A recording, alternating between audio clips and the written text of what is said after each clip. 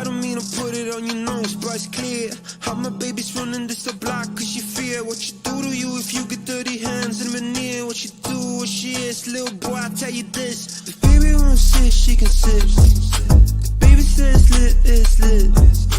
Got your bank account and that cute. If she said it loud, it's the truth. If baby wanna ride, she can ride. If baby needs some time, she got time. Got your bank account and that cute. She can make it count, how about you? She would put you in the bag, yeah. Wouldn't even need a planet. If she wanted, she a magnet. They should let her name a planet. Everything she drop like Corona, viral, make the world start over like a owner. She ain't about to set, but they really wanna throne her. Listen, she like beige, she like Hova. Self-employed, moving paper better than some Billy boy. Made a choice on the regular, she bring a milli home. Click my phone, get my ass up, get a dinner going. Watch she out there, making sure that you all know. Baby won't sit, she can sit. Baby says lit, it's lit. Got your blank account and that cute. If she said it loud, it's the truth. If baby wanna ride, she can ride. Baby needs some time, she got time. Got your bank account and that cute. She can make it count, how about you?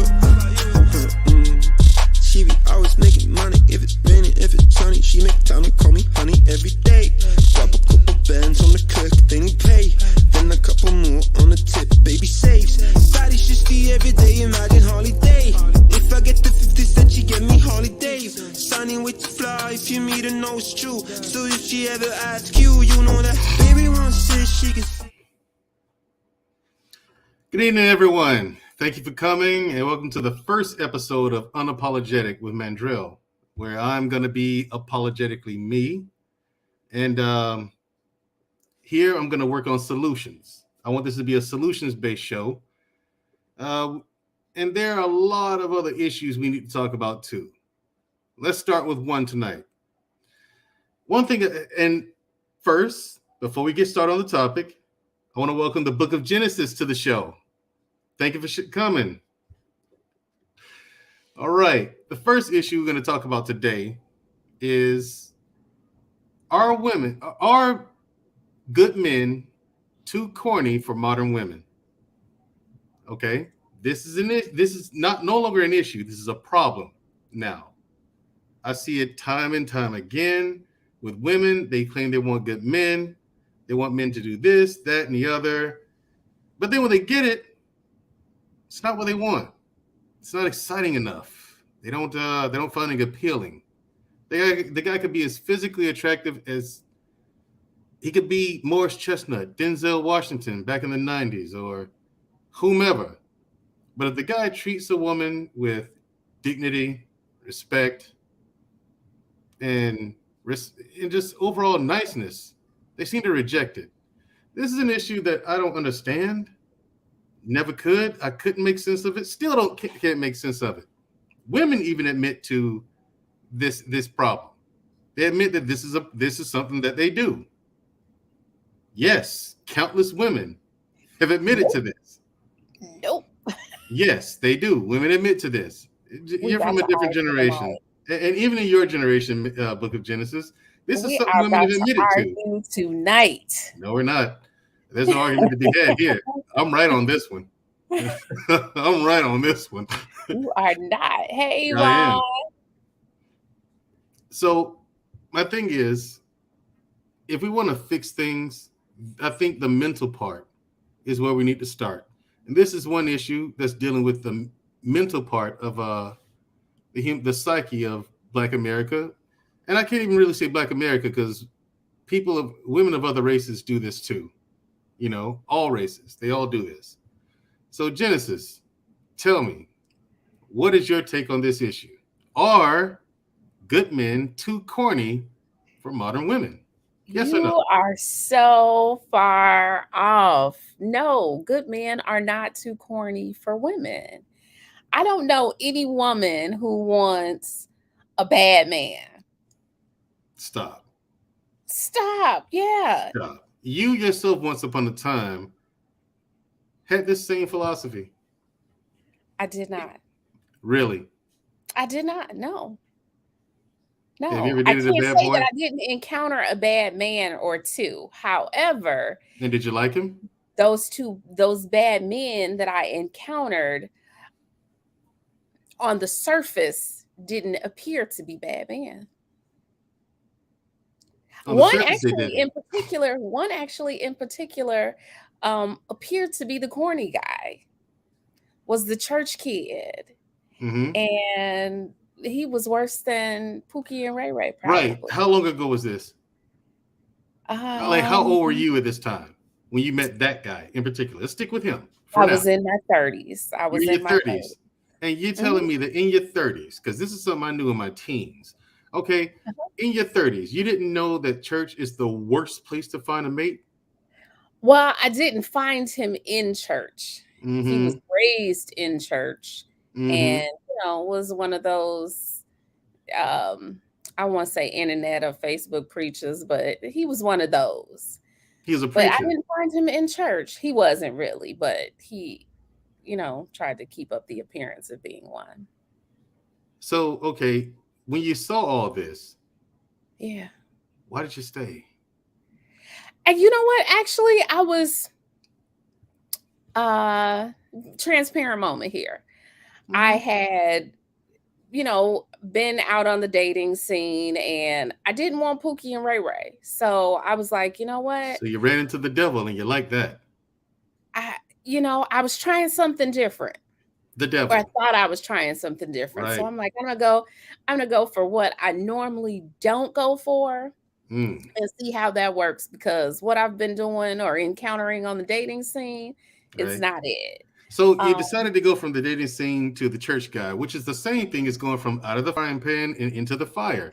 We all know that. We all know this. Okay. You don't well, go to church. I know hindsight is 2020, so I know that now, but I didn't know that then. I figured, okay, he's kind of, the corny dude, Dockers and a polo shirt and not wearing Jordans or Air Force Ones, that type of thing. So I was like, okay, maybe it's a safe bet. And he would be quote unquote what you would define as corny. Really didn't have, a whole personality, I say, or whatever. And no, that's not it. But we Of all course not. want good guys. Do you? I Yeah, don't think you we do. do. We I'm do. We convinced. want chivalry. We want guys opening doors and Really, sending flowers or really. showing up with flowers and buying Hmm. candy, pulling out chairs, all of that. Okay. That Here's just the seems to thing. be a thing of the past. No, no, it doesn't. You know who killed chivalry? And Who Dave kills Chappelle chivalry? said this. You guys laughed at it and took it as a joke, but Dave Chappelle told you chivalry is dead and women killed it.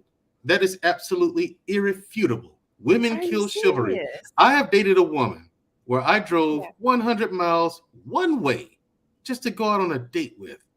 Hmm. Brought her flowers. I don't like flowers. Okay, cool. But did Open the you doors. did you do that Hold research on. before, or Hold did you on. take it upon yourself? I was like this. I said, you know what? Doing these kind of things, this is just me. I like to do things like this for women, you know what I'm saying, that I date. I like opening Mhm. doors.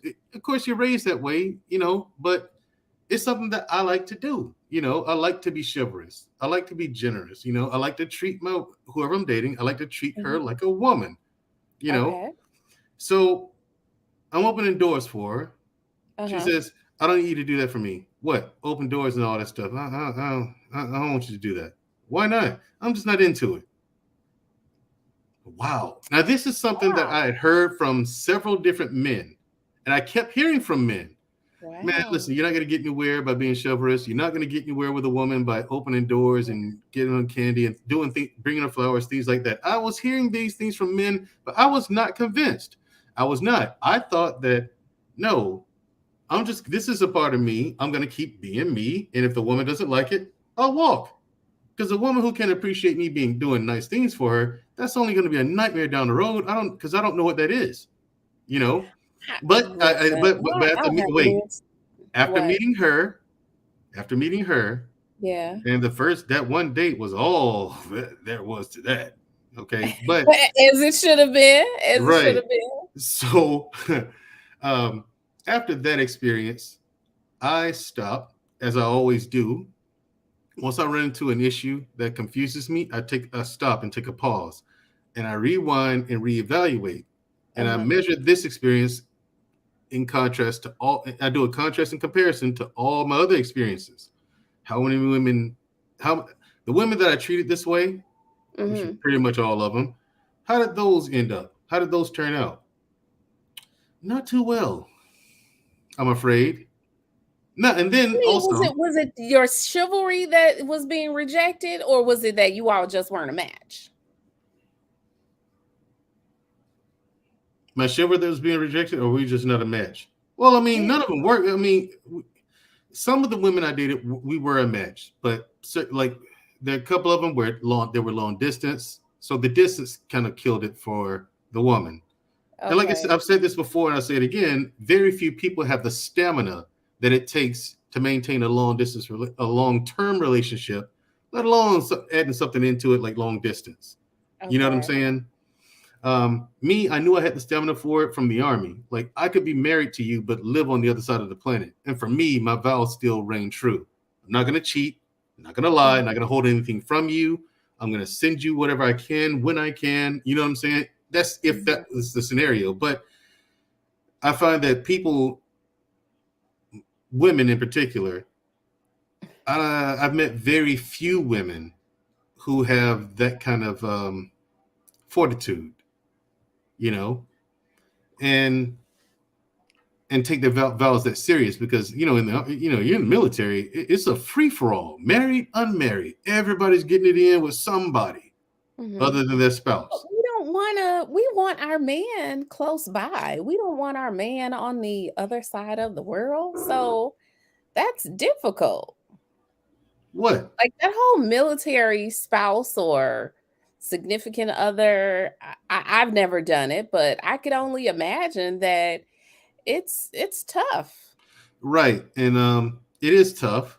It's tough on a marriage, but we even back here, it's still tough even though you're face to face with people still don't Mhm. understand that. Okay, in a long-term relationship and a marriage in particular, because you're living together and you have to look at that person's face every day. You're not going to wake up every day and look at that person and be like, oh man, she's the most beautiful thing in the whole wide world. I True. just want to jump her bone. No, there's going to be times where you're like, Jesus, she's still here. You know what I mean? And the No. same, and vice versa No, with the, you and have vice to have versa your with the woman, personal space. and You vice have to versa have with. your personal space. You can't be under each other 24/7, but if you're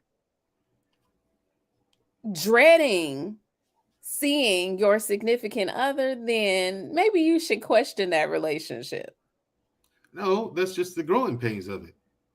You married that No, person for a every day reason. you all are gonna like each other, but Right, if that's what I'm you're saying. like, That's what I'm "Oh, saying. But I here's the hate to thing: see this people person don't understand. coming," then But the thing is, mm-mm. people understand that, and they run into that part right there that you and I are talking about right now, What? where it's difficult, where you're like, oh God, just like go see a movie or something.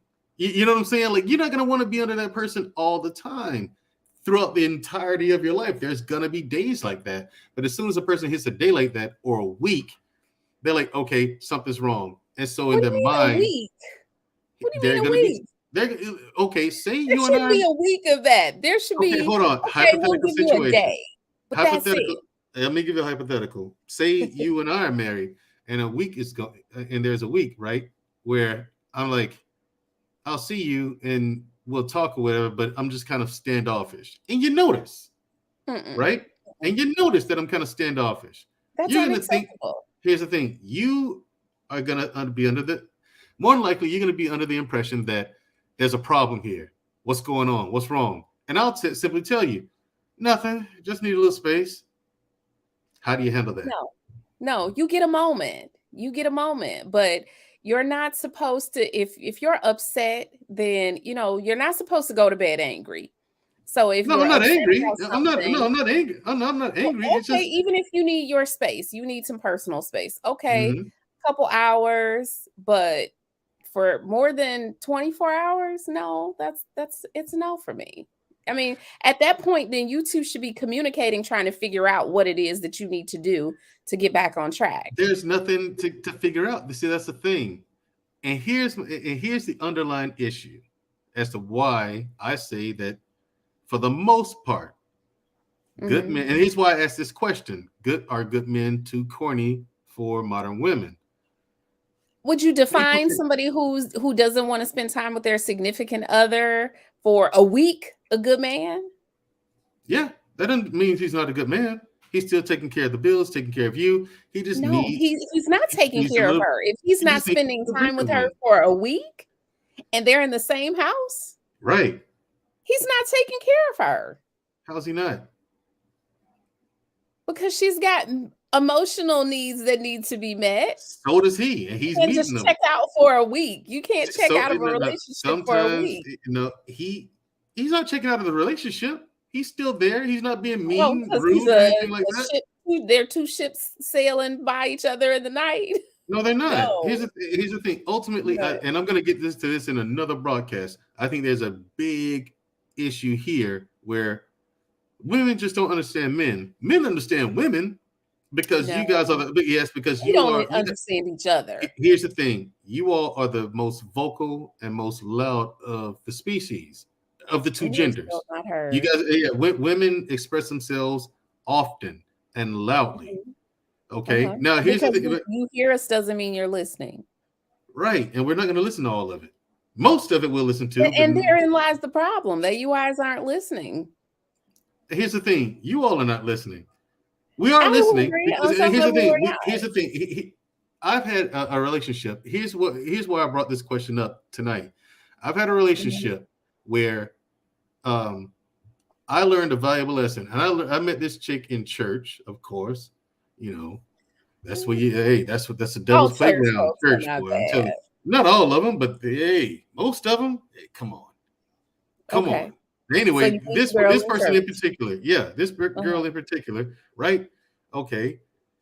Of course, she's supposed to be this sweet person, and she was sometimes, but that experience taught me a very valuable lesson, and that is, women have the power to create supervillains. You do.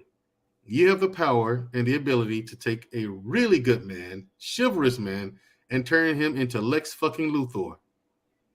You do. Seriously. And I'm walking around here now and I'm Thanos. You know what I'm saying? No, listen. Yes, I'm Thanos. Now I'm not a tyrant. I'm not gonna, change reality or anything like that. But Mm-hmm. I am the one who's gonna drive the ship. Period. That's non-negotiable. Period. I'm gonna have the final say. Period. Non-negotiable. Now that doesn't Okay, but do mean you give her a choice? I'm getting to that.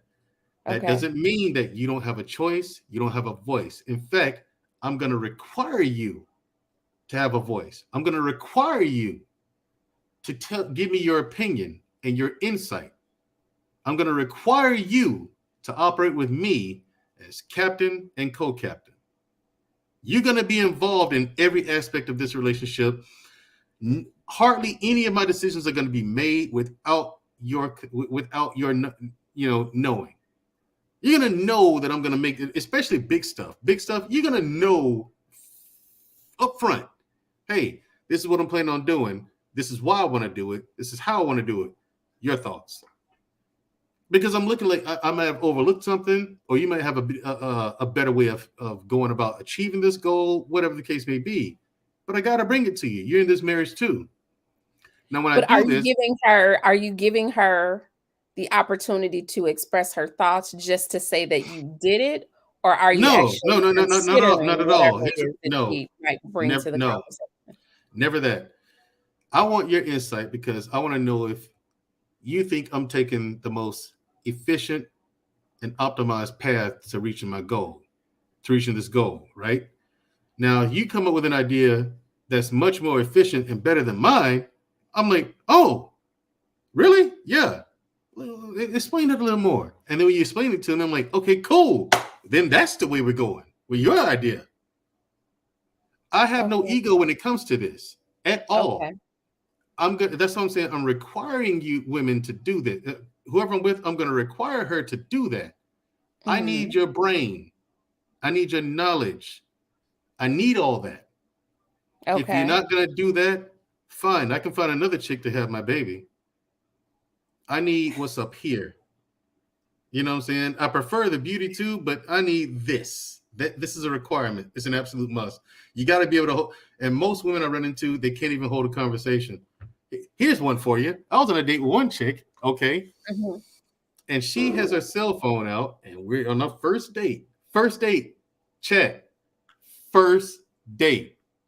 We're sitting First there. date. She has her smartphone out, and she's looking through, scrolling through it. I'm sitting across from her. I don't know what she's looking at. You know what I'm saying? But she's like, "Ooh, I am beautiful. I am gorgeous. Look at this, girl. Yes, you got it, girl." And she's literally, I see her thumb moving, so she's She's scrolling. I said, encouraging herself. and I'm trying to, but I'm trying to hold a conversation. It's a first date. I don't know you. Okay. Here's the thing. So this, I was like, "Excuse me, what are you looking at there? What you got there?" So she's like, "All right." She's like, "Nothing, just some pictures of me." I'm thinking she's joking. There's no way you're sitting there all night looking at pictures of yourself, complimenting yourself. So I said, "You mind if I have a look?" Yeah. Literally just didn't touch it at all. Just handed it to me. No shit, there I was. She's literally, and I'm scrolling through the phone too, looking backwards, seeing what she was looking at. I'm like, then I backed it up, so you can look at all the pictures. I'm doing this. Nothing but pictures of her. None but pictures of her. Okay. She was But no wait, where did you bullshit. find her at? Where'd you find her at? Like, do you She have was, did you she was just a go recommend. on the date with her, or No, did she was you a, have a phone conversation first? no, she was a recommendation from a friend of mine's wife. Right. His wife's like, she sees me. She's like, "Yeah, you're a good guy. Why aren't you married?" And I was like, "Hey, just hadn't found Mrs. Right yet, but I'm looking. I'm taking applications. This, that, and the other." Okay, cool. And so one day, he calls me. "Hey, yeah, wife, she has a friend that she think y'all get along good together. Hey, want to meet her?" I said, "Sure, no problem." And so she's sitting down. I'm just like, "What the what?" And so I'm like, "Wow, that's pretty vain." What? You're sitting there looking at pictures of of yourself on your phone, and you're out here on a date. I said, "So you have no interest in getting to know me at all?" She said, "No, no, no, that's not what it. That's not it." I said, "That's exactly what you're doing, though." So, you know, later on, fast forward, and this chick can't really hold a conversation at all. So then she tells me, she said, "Yeah," and so she tells me about her past her ex, her past relationship, right? And so she's like, "Yeah, but see, And you too short for me. That's what, I'm 5'8". You're 5'7". Yeah, but you too short for me. And plus, you don't look good enough. I look too good for you. You don't look good enough for me." she said And that? look, end quote. End quote. Wow. Wow. Yes. So, I was like, "Oh, you got some balls to tell me that right here in my face. I respect it." You know? And so I'm Wow. laughing. And so she's like, "Yeah, but you two," I said, "Yeah, this ain't gonna go anywhere. You can't hold a conversation and you're sitting there looking at pictures of your phone on the first date. This is ridiculous." Those are moments though, like and I know some of the women are gonna hate me for saying this, but yeah, I'm looking at Mr. Grizz. She was there for the free food. I think for guys, when you're meeting a lady, if you don't know her personally, you don't have friends in common, you're not hanging out in the same circles, maybe go on a free or a low cost date first. Have a phone conversation, go to Starbucks or another coffee shop or something, have a coffee date, coffee date, $5 a cup, you spend $10. If you don't get along, then okay, no harm, no foul, rather than treating her to a 5-star dinner only to realize that, I don't like her and she's just here for the food. Right. That way So you get to have a conversation with her. You kind of know something about her psyche, her intellect. If she doesn't have that, then okay, I don't have to waste money spending, I don't have to waste my money to take her out on a date. Then I can go on about my business. Got a couple okay. extra dollars in my pocket. Okay, cool. What do I do, Genesis? This is you're a woman. What do I do Yeah. when I propose that and the woman's like, she's turned off? and doesn't want to go to. That's another thing that confuses me. Explain that. Okay, Explain here's that. another I'm thing. a single man. Dating can get expensive if I date 50 women and I don't find one that I'm interested in. So I like to get to know something about you No, personally. no, no, no, no. That's my If problem. we hit it off, then we'll go out and have dinner, and go from there. That's my problem, not hers. Okay, Or my you think of job, another date. You think of my an my. expensive date. Okay, let's go for a stroll at the Listen, lake. Or gas is $6.95 a gallon. There are gas well, stations listen, you're taking. gonna have to No, spend wait. There are something. gas stations taking financing now for Listen, gas. listen, So little there's no such cheapskate. You're thing as gonna a have to cheap spend date. something. There's no such thing as a You're cheap gonna have to date. spend something. Just set a Yeah, cap you're at gonna what have to you're spend gonna spend. something. No such thing as a cheap date. Okay, so here's back to this. Inexpensive, low cost date. Gotcha. Now, here's the corny part. You have guys out there, especially guys coming up in Generation Y and to present day, right? You got Okay. some people on the tail end of Generation X, like myself, Yeah. who's, I was born in 78. So I'm of the last crop of Gen X. You know, Hmm. okay, our tastes vary. For good men, if you notice with good men, their taste is broad. They're not Hmm. just into sports, they're into different types of sports. They're not just into sports in general, they're into art. Like, take me for instance, I'm into different types of sports. I'm into art, I'm into martial arts, I like to draw, I like horseback riding, I love amusement parks. So my tastes are all over the place. I can do anything. Rock climbing, you know, going on trails, hiking trails, whatever. Now, I recommend these things to women as a date. They don't want to do it.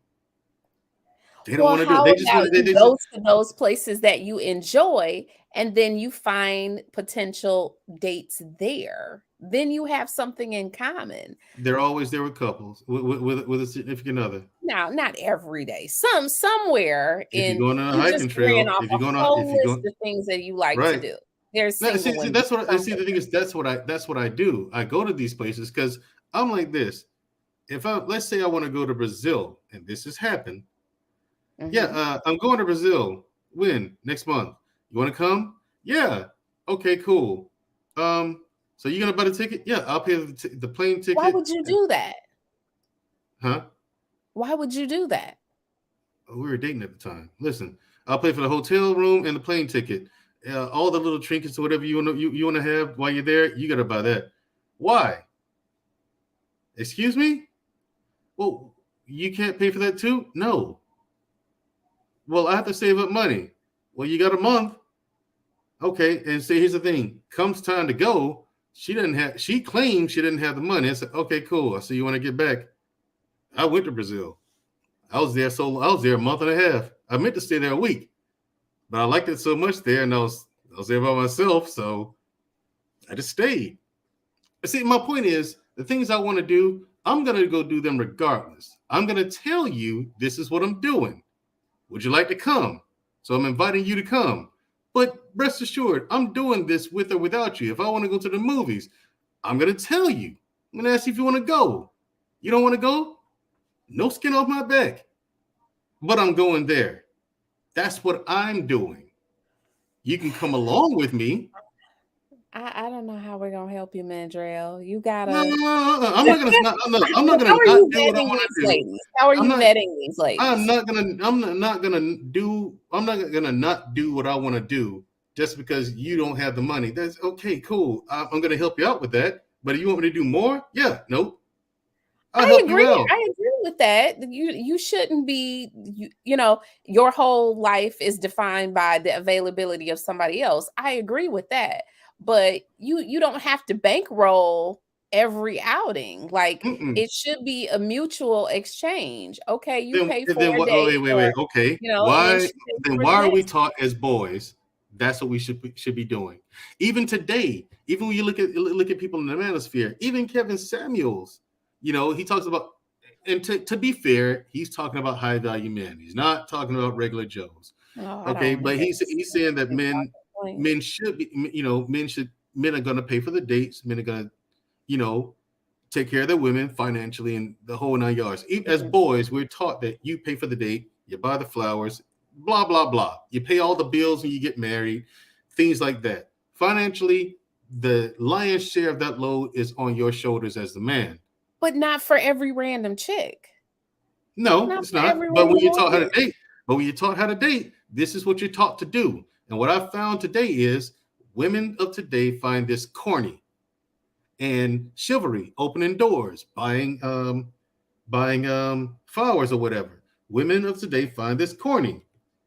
Going to parks, women find it corny. Going to the movies, women ain't into that no more. You know what I'm saying? Everything you're taught to do in order to be chivalrous, women don't want that anymore. They find it corny. So that's why I ask, are good men, and all these things being in terms of being chivalrous, that goes under the category of being a good man. So that's why I asked the question, are modern men too corny? Oh no, are good men too corny for modern women? Because we're taught to be this way. We're taught to be chivalrous. No. We're taught to be good. I say no. I still then say why do you no. reject it? I still say no, because I do believe that women want good men. And I don't think that being a good man automatically makes you a corny man. Here's the conclusion I've come to, right? The conclusion that I have drawn is that yes, women want good men.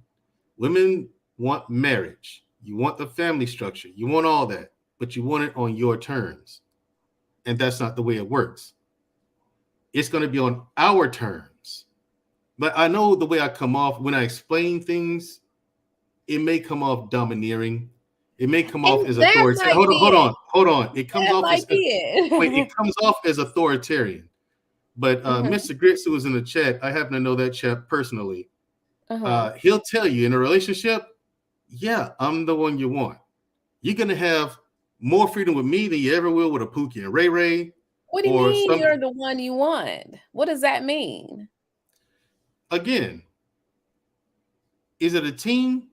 It's a team effort to create a family. It's going to take both of you. So this whole thing where you got to build up to that. You got to build up to that. I'm talking about in terms of marriage. Now in a relationship, I'm looking, can we have fun together? Do I enjoy being in your company? These are the things I'm looking for. Can she hold a conversation? You got to relax. You can't. I am relaxed. Authoritarian. I'm not a military man. You got to be a regular person. No. No. This is red pill talking points. No, I don't even talk red pill talk. I'm not even red pill. I don't think. But here's the thing. If I'm out on a date, we're not talking about this stuff, especially on the first date. You know what I'm saying? I'm just trying to get to know you. You know, trying to get to say, well, you know, what are your hobbies? Shit like that. You know, hey, did you watch this television show or whatever? Do you hear this song by Drake or whatever the case may be? We're talking about many different things, and we're laughing. We're laughing. I love to laugh. And me, I've learned to laugh at everything. I can be at a funeral cracking up and telling jokes. I could be seriously. I could be at and the thing is, for me, laughter is a coping mechanism. It's the way that soldiers oftentimes in combat, it's how we take the edge off. You know what I'm saying? You know, you're in this environment. You gotta forget that, though. No. Here's the thing. You're not thinking about that. Stop thinking that. No, stop thinking that way. It's not about the shelling and the shooting. No, what I'm saying is, laughter becomes infectious. What she says. You come off like it's a military operation, but now that I understand you, I hear you differently than I originally did. Right, and see, that's the thing. For me, you just have to get to know me. Everyone says that. They're like, after they meet, you know, they first meet me, they're like, but then when they get to know me, like, say if Luke Casey and I have one conversation, right? And Luke Casey, first, she's probably going to be like, I wouldn't introduce him to my daughter. But if we talked and she got to know me, she'd be like, oh, I get it. I get it now. I get it. Yeah, you're all right. You're all right. I didn't understand you at first, but I get it. And that's how people are with me. And The first impression First I might impressions come are off, lasting impressions, though. it might come Like, off if as, you're okay, you consider yourself a good man, right? yeah, I do. Everyone So else does too.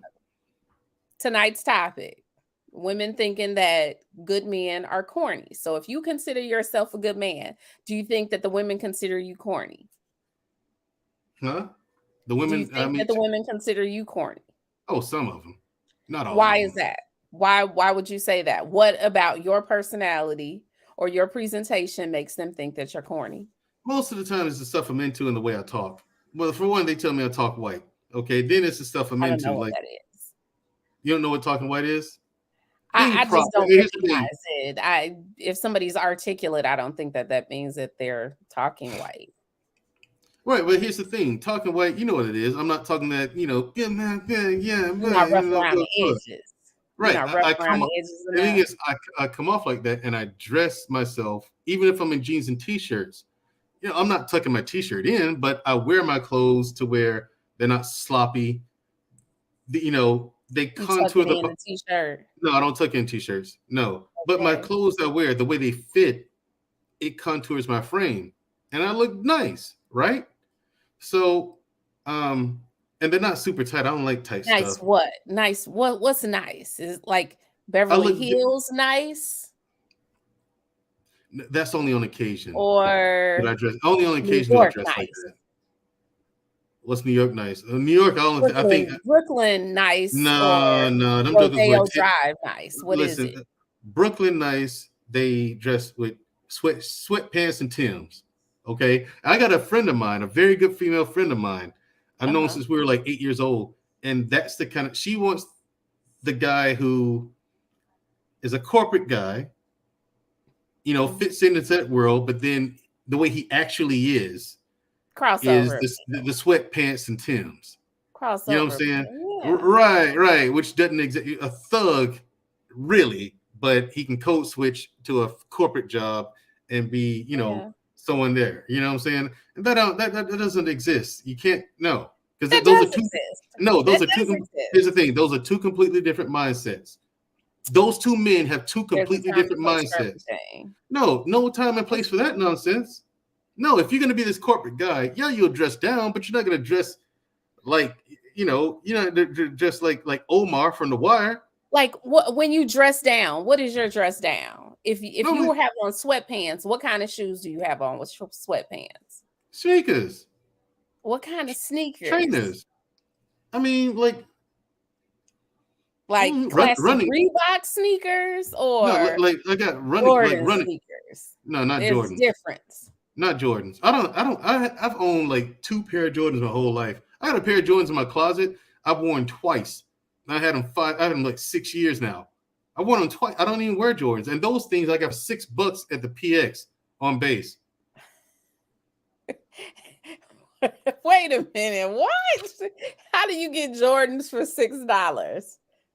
Oh, you don't have You know, there's military like base two privileges, do kinds of you? Jordans. There's like the Jordans that everybody wear, and then there's another kind of Jordan. I won't call them what they say on the streets, but there's two different lines of Jordan. Well, Jordans are Jordans to me. Whatever. And the thing is, I didn't. The only All reason right. why I knew they were Jordans is because I recognized them as Jordans. But yeah, they're in the Because clearance you rack. see the jump man on them doesn't Yeah, mean and that they're the Jordans you're supposed to be wearing. no, Like, is it a number behind Jordan or is it some words, another you know what? description I've never behind even Jordan? noticed. I've never See, noticed. I don't care. The thing is, I don't care about stuff like that. They're running shoes that I wear. Like this is me dressed down right now. Jordans aren't running shoes. Fair enough. Then that's why I don't wear them. It's all about the style. So, I mean, you ladies like a little bit of You style. okay? So, Cool. I'll give you a good way how a I good dress. Like man can be a stylish man. You don't have to okay, separate cool. the two. Here's the thing. I'm either in. You ever watch James Bond, right? No.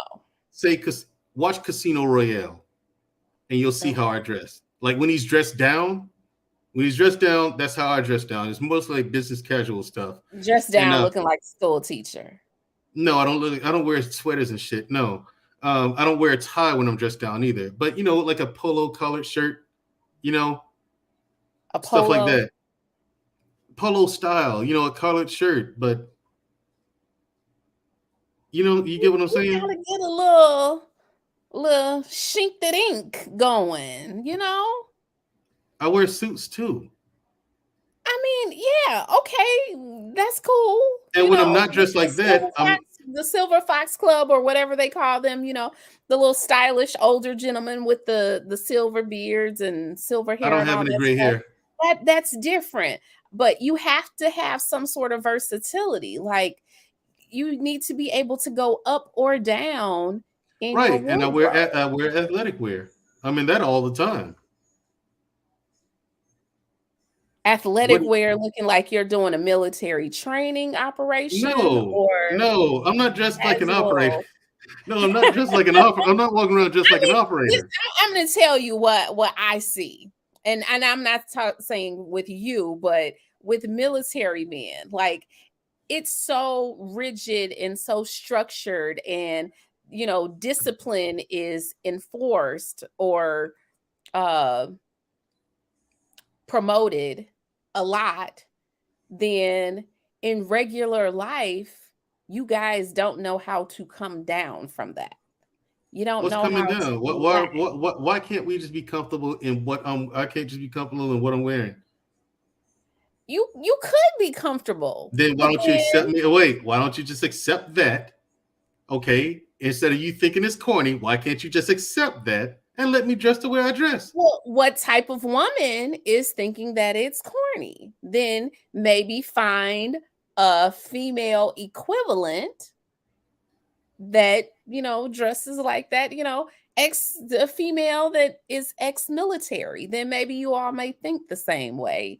You might kind of be able to Yeah, gel but a a little female bit. who's ex-military is usually one who's been ran through several times. Who You feel me? are you looking for? Who are you looking for? I mean, if you're looking for, Megan Thee Stallion or Cardi B, then she ain't looking for, the preppy dude. So Let's read this comment. If men yeah, accept the if weave, men women can accept the accept weave, the women long can sleeve. accept the long sleeves. Thank you. See, you think I'm The most of the long time. sleeves aren't the issue. The I'll aren't tell you this. I'm usually in either athletic wear or business casual. I have my suits too for the occasion. For the occasion where you need a suit, I have a few that I can choose from. But I'm either in business casual attire or athletic wear. And then, business casual that includes jeans and stuff. I like wearing jeans. But here's the thing: the way I dress, I don't. You're wearing jeans though. There's a difference. Like, are you wearing Wranglers or are you wearing, I don't know what What does a the brand have to whatever do it with is. anything? Does that Because matter? that matters. Why That does that matters. matter? Why does that That matter? matters whether or not you're going to appear to be corny or not, or whatever they're calling is corny. And Right. See, corny, it really and we're isn't getting to it. It's and more we're getting to it. preppy, I think, is what Mm, we should be calling it. yeah. Yeah. Presentation says a lot, doesn't it? So if I present myself as a person who looks like a thug or No, hip where hop, you as gotta find as the white happy people say medium. it, huh? Find the happy medium. Where's No. the happy medium? Petty, petty, petty. Thank you, Paul Bryant. Thank you. Are you wearing Wranglers or Levi's? Does that matter? They're jeans.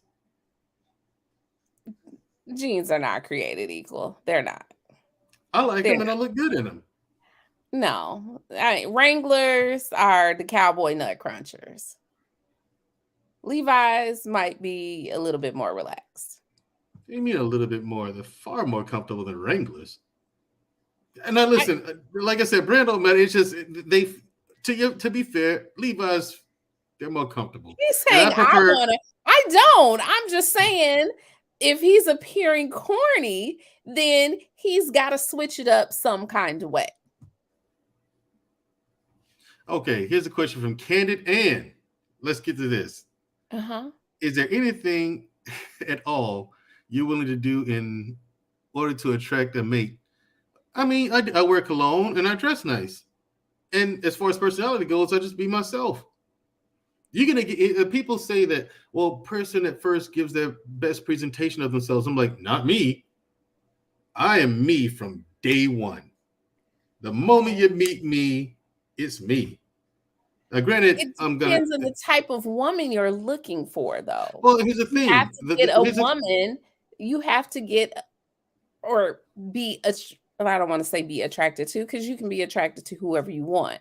You, big boy.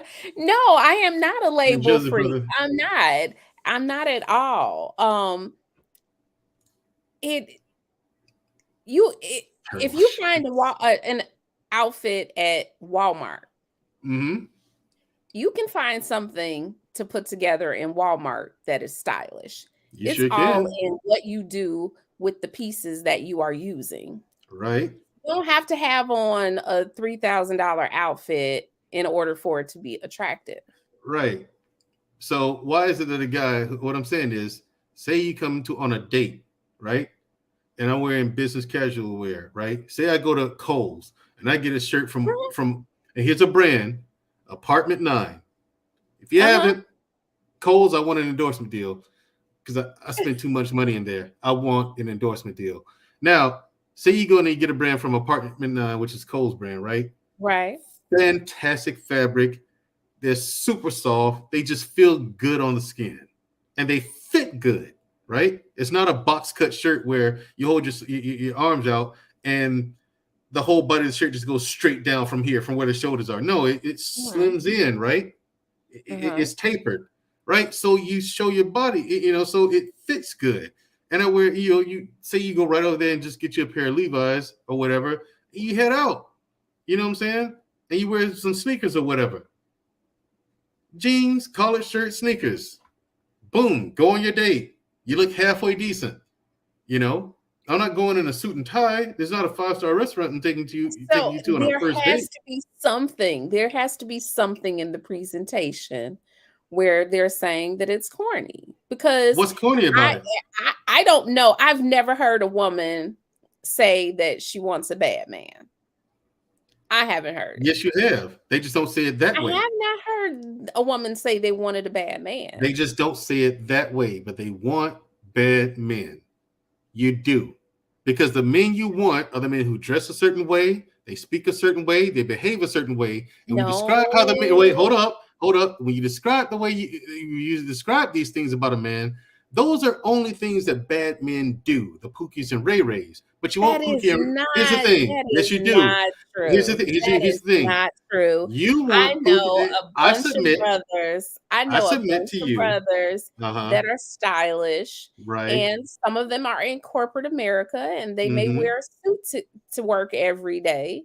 Right. And they may wear, Nikes or something else, Adidas, whatever it is. Right. I wear Adidas and I wear Adidas in their everyday life, and that doesn't make them a Pookie or a Ray Ray. No, but here's the thing: I submit to you and the chat that modern women want Pookie and Ray Rays, but they want them to behave, to code switch and operate in corporate America. And I also submit to you, furthermore, that is impossible because it takes two completely different mindsets. For Pookie and Ray Ray, for most times, because it takes two completely different mindsets. Pookie and Ray Ray have a certain lifestyle that they live, and that's the lifestyle y'all want to live. It's typically not corporate. That's the lifestyle that modern women want. They want that, but they want the guy to make a ton of money. All women want Pookie and Ray Ray. The modern woman. So this is not of your generation. It's not of Luke Casey's generation. Okay. Modern woman. This is from their own mouths. They want a guy to work in corporate. What generation are we talking about? What age range are we talking?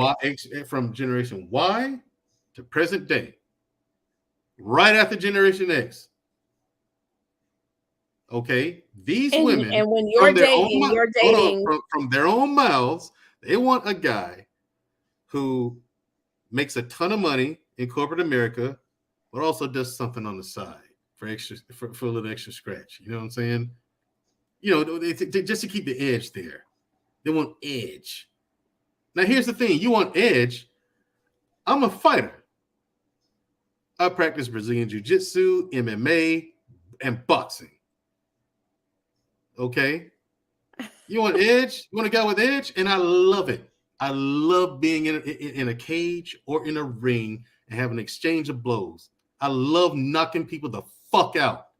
So how are you Here's the different thing, than and I Pookie love and Ray and I Ray? How love are you getting hit. different than And the thing Pookie is, and Ray Ray? I like to get hit.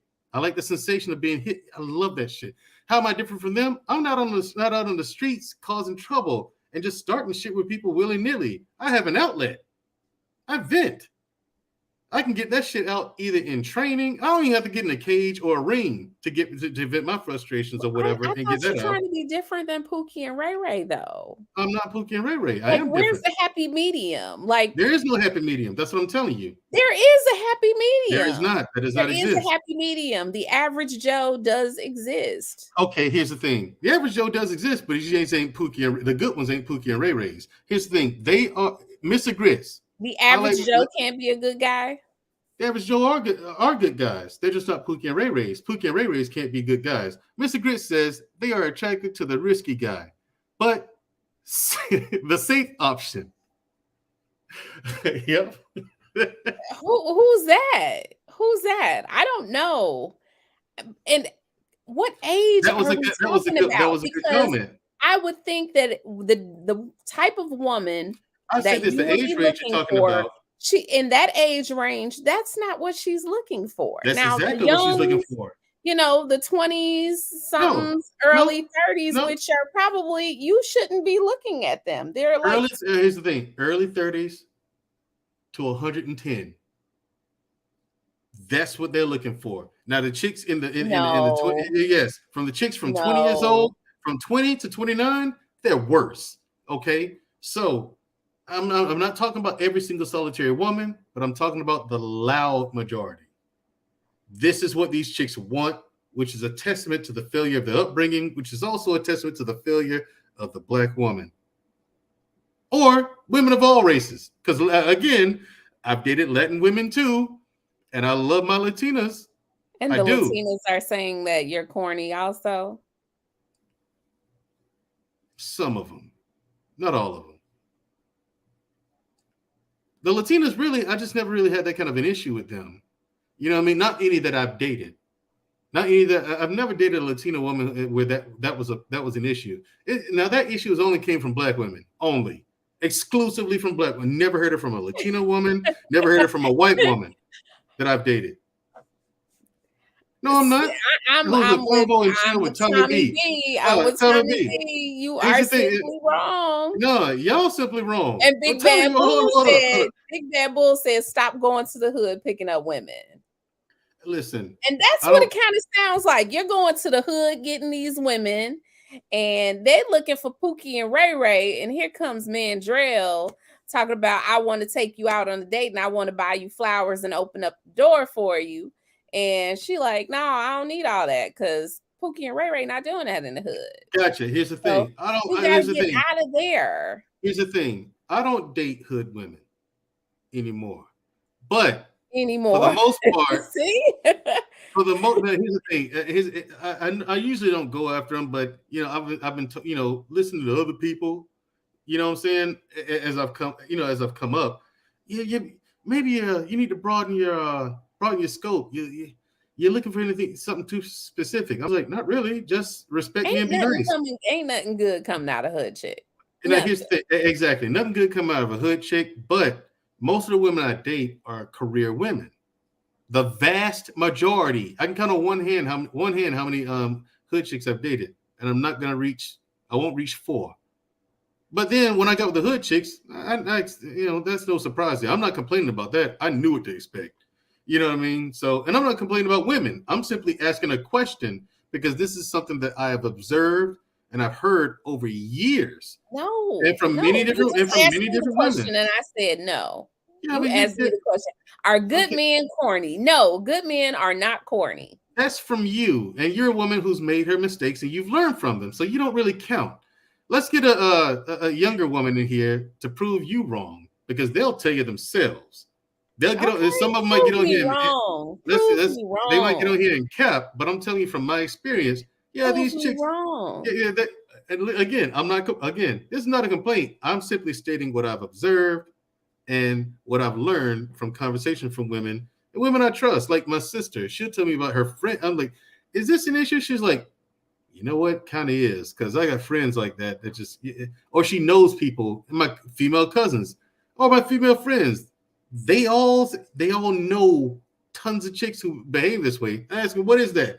I don't know. She's looking for a good guy. Adrian just said, no, good men are not corny. It's not just me. I agree. Good men are not corny. Not just me. I'm saying for the modern woman, are we corny for the modern woman? Okay, how many daughters you got? I have 3 daughters. Ask all 3. Now, here's Not the at all. thing. You can't just ask them, is this what they think? Ask them, how do their friends feel about this whole thing? Chivalry, guy opening the door and just treating them like a human being. Because that's really all I'm doing when I meet women. I'm just treating you like a human being. I don't know you. You don't know me. So why would I disrespect you? You know what I'm saying? I'm just looking to have a good time out here and enjoy your company. So that's just me. Now, when I see other good men, there are tons of good men out there that I know. They run into the same issue. That's why this is a question of mine. I'm like, so, what? Okay, why is this when we're taught from birth pretty much to be chivalrous and whatnot? But then when we get here into adulthood, shit don't work like this. Listen, somebody needs to drop the link because I need some help here explaining this to Mandrell. Yeah, because you've lost it. You've lost this debate. Drop the link so that the people in the chat can join the panel. And if y'all haven't already, like the page, subscribe, share it with a friend, get those likes up. We're trying to get Black Man Unfiltered Network to 1,000 subscribers, y'all. 1 million subscribers, thank you. 1 million. It's a road to 1 million. Absolutely. We gotta crawl before we can. Now let's see, look at Wally. Highlight Wally's comment, please. Wally. This is exactly what I'm talking about. Tommy B, come on, help a sister out. Don't get Tommy B. Don't try to get Tommy to help you. Tommy B gotta come on in here. Don't get Tommy to try to help you now. You may hear from him better than you'll hear. And Tommy and I are going to disagree. You may receive it from him and not me. Nope, because you can't explain it because you know it's true. You know you got friends like this, Genesis. I can't explain it. I don't know how to translate it to you because I said, you are a woman. A happy medium. We don't all want Ray. You are a woman who has made her mistakes in life, and you've learned from them. And now you have the good sense to know what's good for you. Because I have made mistakes and learned from them doesn't mean that I've been with Pookie and Ray Ray. But you have been with Pookie and Ray Ray's, and you liked it. Listen, hold on. I've been married most of my adult life, and I've never been married to Pookie or Ray Ray.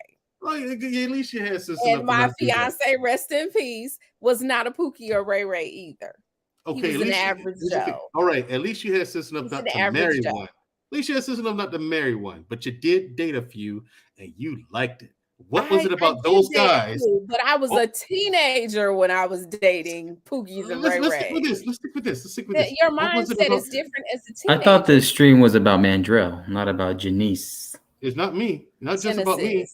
I'm sorry, that's what B9 says. B9 said Janice. I didn't know who he was talking about at first, man. I had to put it together. I was like, even me, I was like, shout out to Miss Genesis. How you doing? I'm good. Marcus. How are you? Oh, okay, good, Marcus. What's up, you little Ninja Turtle? What's up, Mandrell? It was not much, man. What's going on? Thanks for coming. Everyone, thanks for showing up. Appreciate it. Please like and subscribe if you haven't already. Everyone on the panel, thank you for showing up and joining us.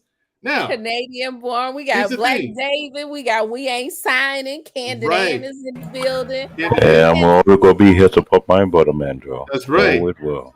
Thanks, appreciate it. Now, answer this question. Yeah. Are good men too corny for modern women? I think majority, but there's a minority. Hell yeah.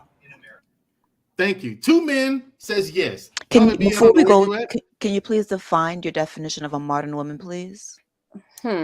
Generation Y to present day. So that doesn't mean anything to me. It means women in their okay. Let's say modern women Women, let's say from age 20 to 39. Yes, I agree with you, Mandrell. Okay. Yes. Define corny real well for the chat and the panel. Define corny. A guy who's got his shit together, who has a This sounds responsible. Yeah, I guess responsible. Now you're definitely out. Hold on. We ain't signing. Go ahead. All right. So corny probably in modern women terms means that a man who cannot excite, entertain, or establish mystery for her. Right? Because women like to be excited. Women like to be entertained. That's why you see a lot of women with like funny dudes, right? And they like mystery. And that's what the whole tall, dark, and handsome kind of trope comes from, right? Women are emotional, right? So if you cannot stimulate the interest, the excitement, the mystery, then she's gonna validate you as corny, right? And good men, as we qualify in the Black neighborhood, as dependable, stable, consistent. Those two things are not congruent with mystery, excitement, adventurous, a little bit of danger. So yes, most modern women, regardless of race, are going to consider a stable man to be corny. So you hit on the nail big time. I'm not understanding why modern women is segregated to, or just a certain age. Like, isn't what you're talking about, modern woman, a mindset of a particular woman, or is it simply just her age? Well, here's why I put it up to age, because of course we have social media and everything now, but if you go past 39, you get to women in their 40s. That's late 30 in their 40s. That's when women who really look for that kind of stuff and been dealing with it their whole life. That's when they seem to wisen up and know better. Yeah. You telling me you got some friends, Genesis, they ain't worth 2 cents. You know it. Some female friends, or you asking male friends? See, females. And it's because they choose poorly when it comes to men. I mean, I know some men who can't. I know one woman who prefers the thug type. And what is it about the thug type that she likes? 50. I don't know. She likes 50 danger. years old. She likes danger. Right. But again, one woman out of, I don't know how many. And a corny dude is not a dude who's considered responsible. I mean, at our age, any man should be responsible. Then explain to me the single mom syndrome then. Boom. Yeah, they got a point. I can't explain the single mom syndrome because I don't think that there's a... What produced the single mom syndrome in the first place? I think it's an individual thing, and I haven't talked to every single mom individually. Oh, there's that one. Okay, there's the scapegoat. Gotcha, Genesis. I mean, there's too many variables. But Tyler Perry makes all those movies. Right, Tyler Perry makes like all the movies about this. He paints us in a bad light. But it's like, no, she picked a Tyler Perry became a billionaire off making stereotypes. Yeah, he did. I love you, Tyler. I love you, Tyler Perry. Love you, Tyler. What you did with that whole movie studio changed a lot of lives. Seriously, y'all don't hate nothing but love. Tyler Perry. Don't hate on Tyler Perry. I got nothing but love. He found his little niche. So, yeah, Mandrell, yes, ma'am. If you're not finding what you want here, and I mean this in the most respectful way possible. Absolutely. Why not just go like we ain't signing and said, why not just go someplace else and find what you want instead of complaining about what you're not getting here? Oh, I'm not saying that we don't want you as Black women, but if you're unsatisfied and you're unhappy, then instead of instead of complaining about it, why not just go where you feel like you'll be more accepted to find what you want? Well, he just said that he had problems with Latinas too. So he said minority of Shanghai and find what he wants. Why not just go ahead and do that? Well, here's the thing. No, we're talking about leaving the country, SYSBM style. That's what Mandrell needs to do. I got you 50. I got you 50 women when you're ready. 50. I got you some girls in Mexico, Colombia, Dominica, Venezuela, Argentina. Hey man, listen. Hey, don't tempt me with a good time with them Latinas. Okay, I'll take you up on that offer, man. You better. So why not go ahead? Take up the offer. Take up the offer. Why not go ahead instead of get flown out, man? Go ahead. I totally will. And here's the thing. Here's the thing, Ann. I'm not complaining. This is something, like I said, this is something I've observed and I've heard myself, and it's baffling to me. And I want to hear from women. And my goal here is to get women to think and get this in their head, like, hey, men are asking this question. Evaluate yourself and ask yourself, ladies, is this something that you do? You know, because my goal here is to get results. And if I can get women to actually start to think in a different fashion, they can actually make change. Because this doesn't make any sense to anybody. It doesn't. Like Genesis is having a hard time. Hold on, Genesis is having a hard time describing this phenomena, because she's like, yeah, that doesn't make sense. A woman wouldn't do that. A woman wouldn't do that. Well, that's not my reality. That's not my reality. Right, it's not your reality. I've had good men, and they weren't necessarily what I would consider corny. Right, but like I said, for you, you're probably looking for a good man, and that again, that's you. I'm not looking for anything currently. I told you I'm unemotionally available, and that's totally understandable given the circumstances. But once I am, you know, I've had suitors attempt to pursue me, and I've turned them down. And none of those were Pookie and Ray Rays. Those were actually good men, or what I would consider good men. Also, I'm just not available right now. Were they corny? No, they weren't corny.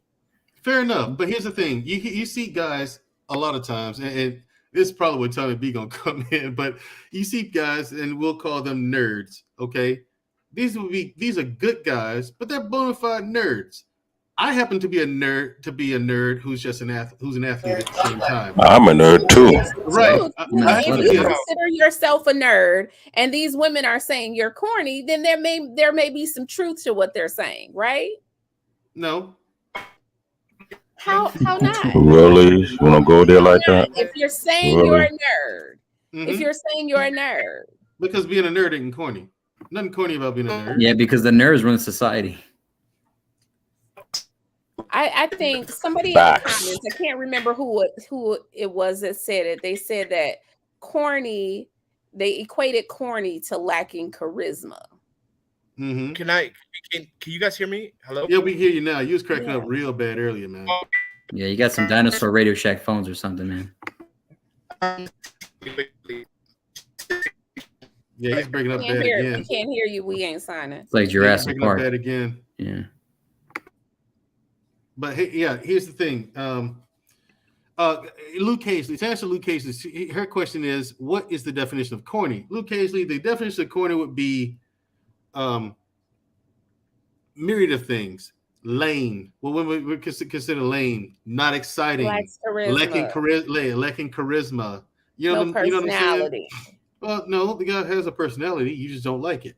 But the thing, and here's my thing, I'm not complaining about this. I don't have an issue with it. Yeah, socially awkward people, things like that. I don't have a problem with it. I don't have a problem with it personally, because I'm going to be me anyway. It hasn't stopped me from finding a girlfriend or finding dates or whatever the case may be. They might not go anywhere, but it's just because there's no chemistry there. You know what I mean? And that's the thing. You got to find, and I'm not complaining about that either. If there's no chemistry, there's no chemistry. It's not your time yet. I don't chalk it up to that. It's just life. Whatever. Either she wasn't into me, or I met her and I just wasn't into her either. Maybe she's just not my flavor, or maybe I'm not hers. Right. And there's nothing wrong with either one of them. So if you look at me so if you're thinking about for me as from a personal perspective, that's where I take dating. If it don't work out, didn't work out for whatever reason. I'm not sore about it. I don't think anything less of myself. But again, this is something that I've observed and talked about and heard debated. And I'm bringing this question to you all. Okay, okay, go ahead.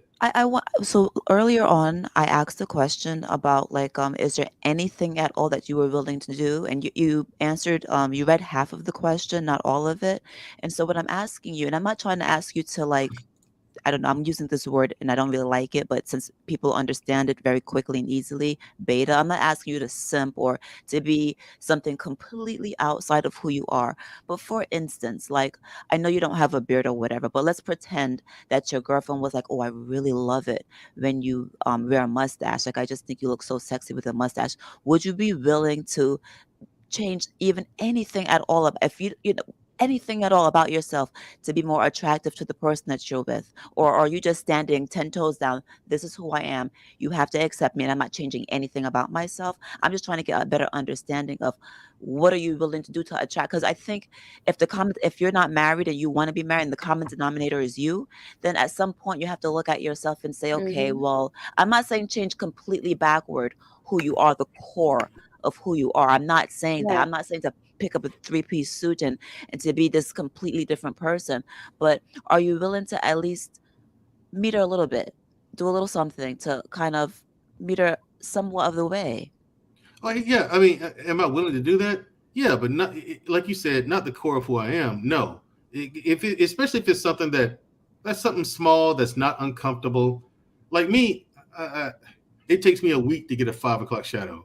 I'm just not a hairy person like that. Right, I You know just what use I'm that as saying? an Well, example. I know you use it Right. as an Like, hey, example, I really but like it when you wear I don't know, I really like it when you wear gray suits or gray shirts. Would you like be yeah, interested in then wearing I go more then I gray get yeah then I shirts? go out and buy gray shirts, and I buy some different variations of gray shirts since she likes me in that color.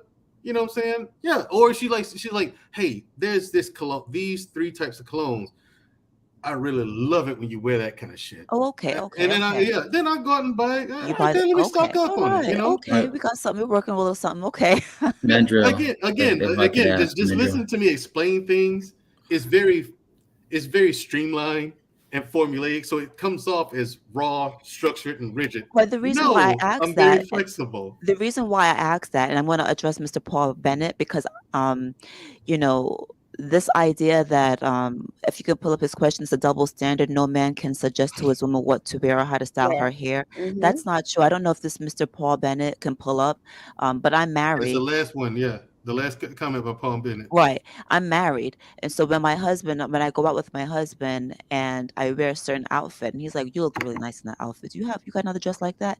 I'm about to go buy 4 or 5 more dresses similar to that one because I want him to continue to be attracted to me. I'm not saying that you have to change the core of who you are.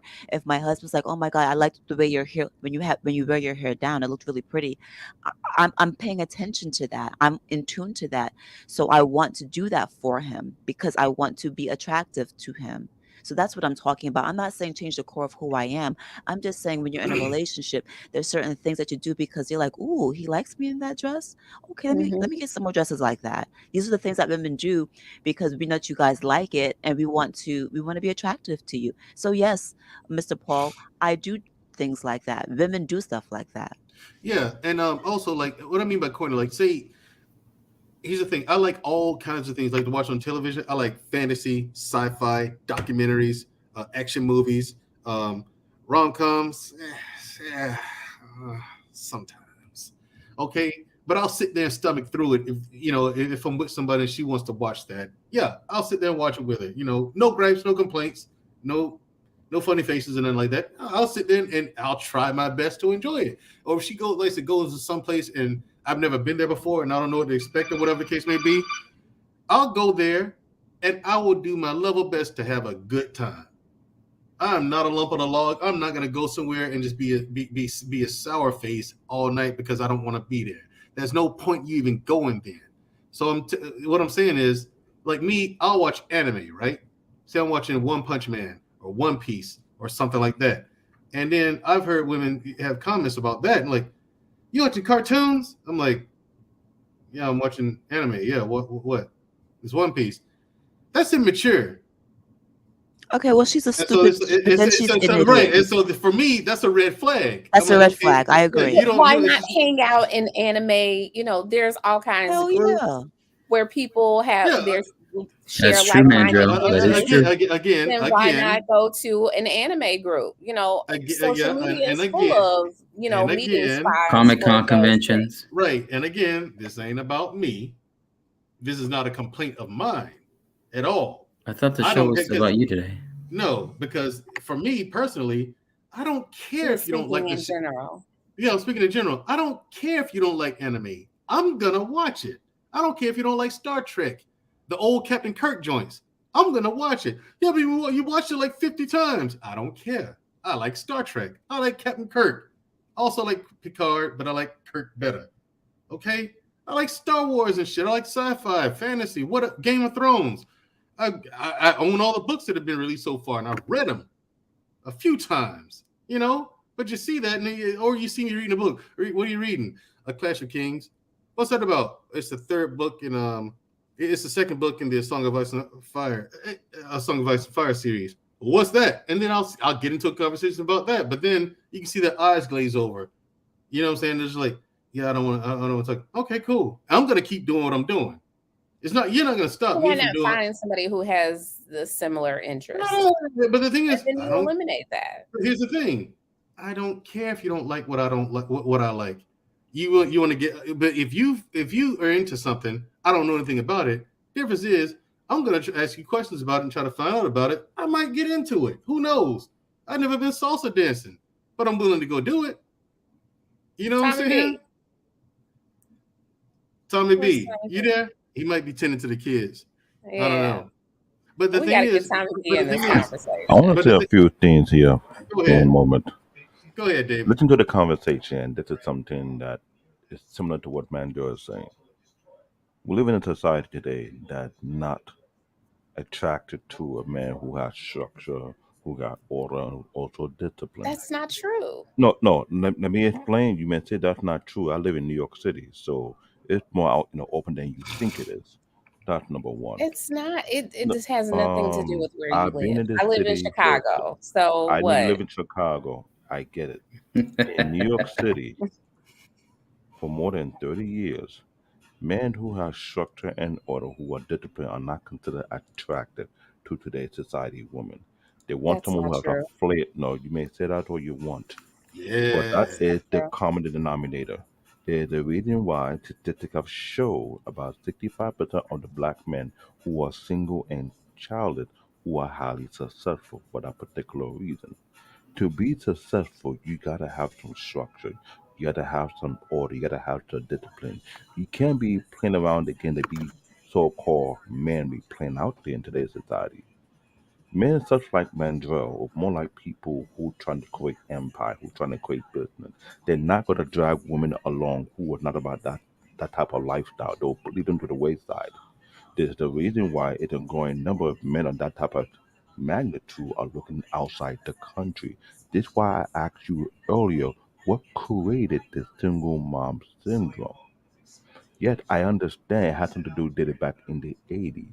I understand the 80s era, but we're not in the 80s no more. We talk about the 90s to 2000 and present time. We have to be logical, we have to be tactical. I'm not going by emotion. This is why when I bring my point at time in this type of tone voice, I bring from logic and information. You cannot say it's not true. And the major society sees such a thing about the separation, what they call the brain drain, the intelligent, the educated brothers are separating themselves outside of the black community just because of that. You may argue that that is not true. If I had to bring younger generation like Jonathan Barron, aka JB, Cheeky Banter, JD Mike, these are young generation that would tell you yourself this is what is going on today. There's a reason why men of that magnitude are not attracted to the shenanigans of today's society. It's like you have two different societies of black community. You have the one who want to build and the one who are destructive. So you can say it's not true. That means you're putting a blind eye to reality, which is reality. I'm not. Genesis, I'm just telling Genesis, you, I'm it is what it is. I'm not. Like Genesis, like look, if you look at my background, I've got Huey Freeman, Afro Samurai, Black Dynamite, and Bushido Brown back there. Okay, and all of them come from like the mind of Aaron Magruder, a black guy. You know what I'm saying? Who created the Boondocks, right? He also created all these characters except Black Dynamite that came from Michael J. White. Which is, if you ain't seen that movie, you're wrong. Watch the live action movie Black Dynamite. One of the funniest movies ever made. Anyway, yeah, what David is saying is I found that to be true in a lot of cases too. A lot of women, when it comes to men of order and structure, I met women who actually told me they felt intimidated by me. I'm like, why is that? Because you got, you're kind of stable. You got shit going on. Now he's also right. I don't waste my time with women like that. That's why just all right, cool. I let them go. I don't complain about it. I don't wonder if there's something wrong with me. There's nothing wrong with me. Now I'm willing to change things that are that could be problematic socially or whatever the case may be. And like Ann asked me, am I willing to like do things like if a woman says, I find this I think it's nice when you look nice when you wear this, that, and the other. I'm like, well then yeah, I'll go and buy some. You know what I'm saying? I'm not unflexible. I'm not super rigid. And I find this in a lot of other guys too, because guys who are about something, they are into a lot of different things like anime. You know what I'm saying? You think about you can't talk to many women about things like King and Ashura, Baki, Ghost in the Shell, Fist of the North Star. You know, they won't know what you're talking about, and that's cool. And so many anime not meant for kids, to be honest. Right. A lot of these animes, they ain't made for kids. Like Nope. Archer. Like this show that comes on FX called Archer. It's hilarious, but It it needs ain't to be for on children. Adult Swim. Right. I guess you're losing me when you're saying that people who are about something. So if it's a guy who is not into anime and he's into sports per se, Right. then you know, would he be that person that you're saying is not about something? No, I'm not saying that because again, guys who are about something, most guys watch sports. It is by and large, men watch some Okay, kind I of just sport. use sports as an I get example. I I'm get just you. saying, No, I if know, they're but not into what you're into or the things that you no, listed, I don't mean are that. you I don't suggesting mean that they're not about something? not Because suggesting that at all. that's just your wheelhouse. That's what you like. He's talking Or about unproductive men. Unproductive men. That's what he's talking about. Unproductive versus unproductive. Yes, exactly. But Thank where's you, the Wig middle Simon. ground? Where's the middle ground? Of what? Like I hear you talking at two opposite ends of the spectrum when you're saying this.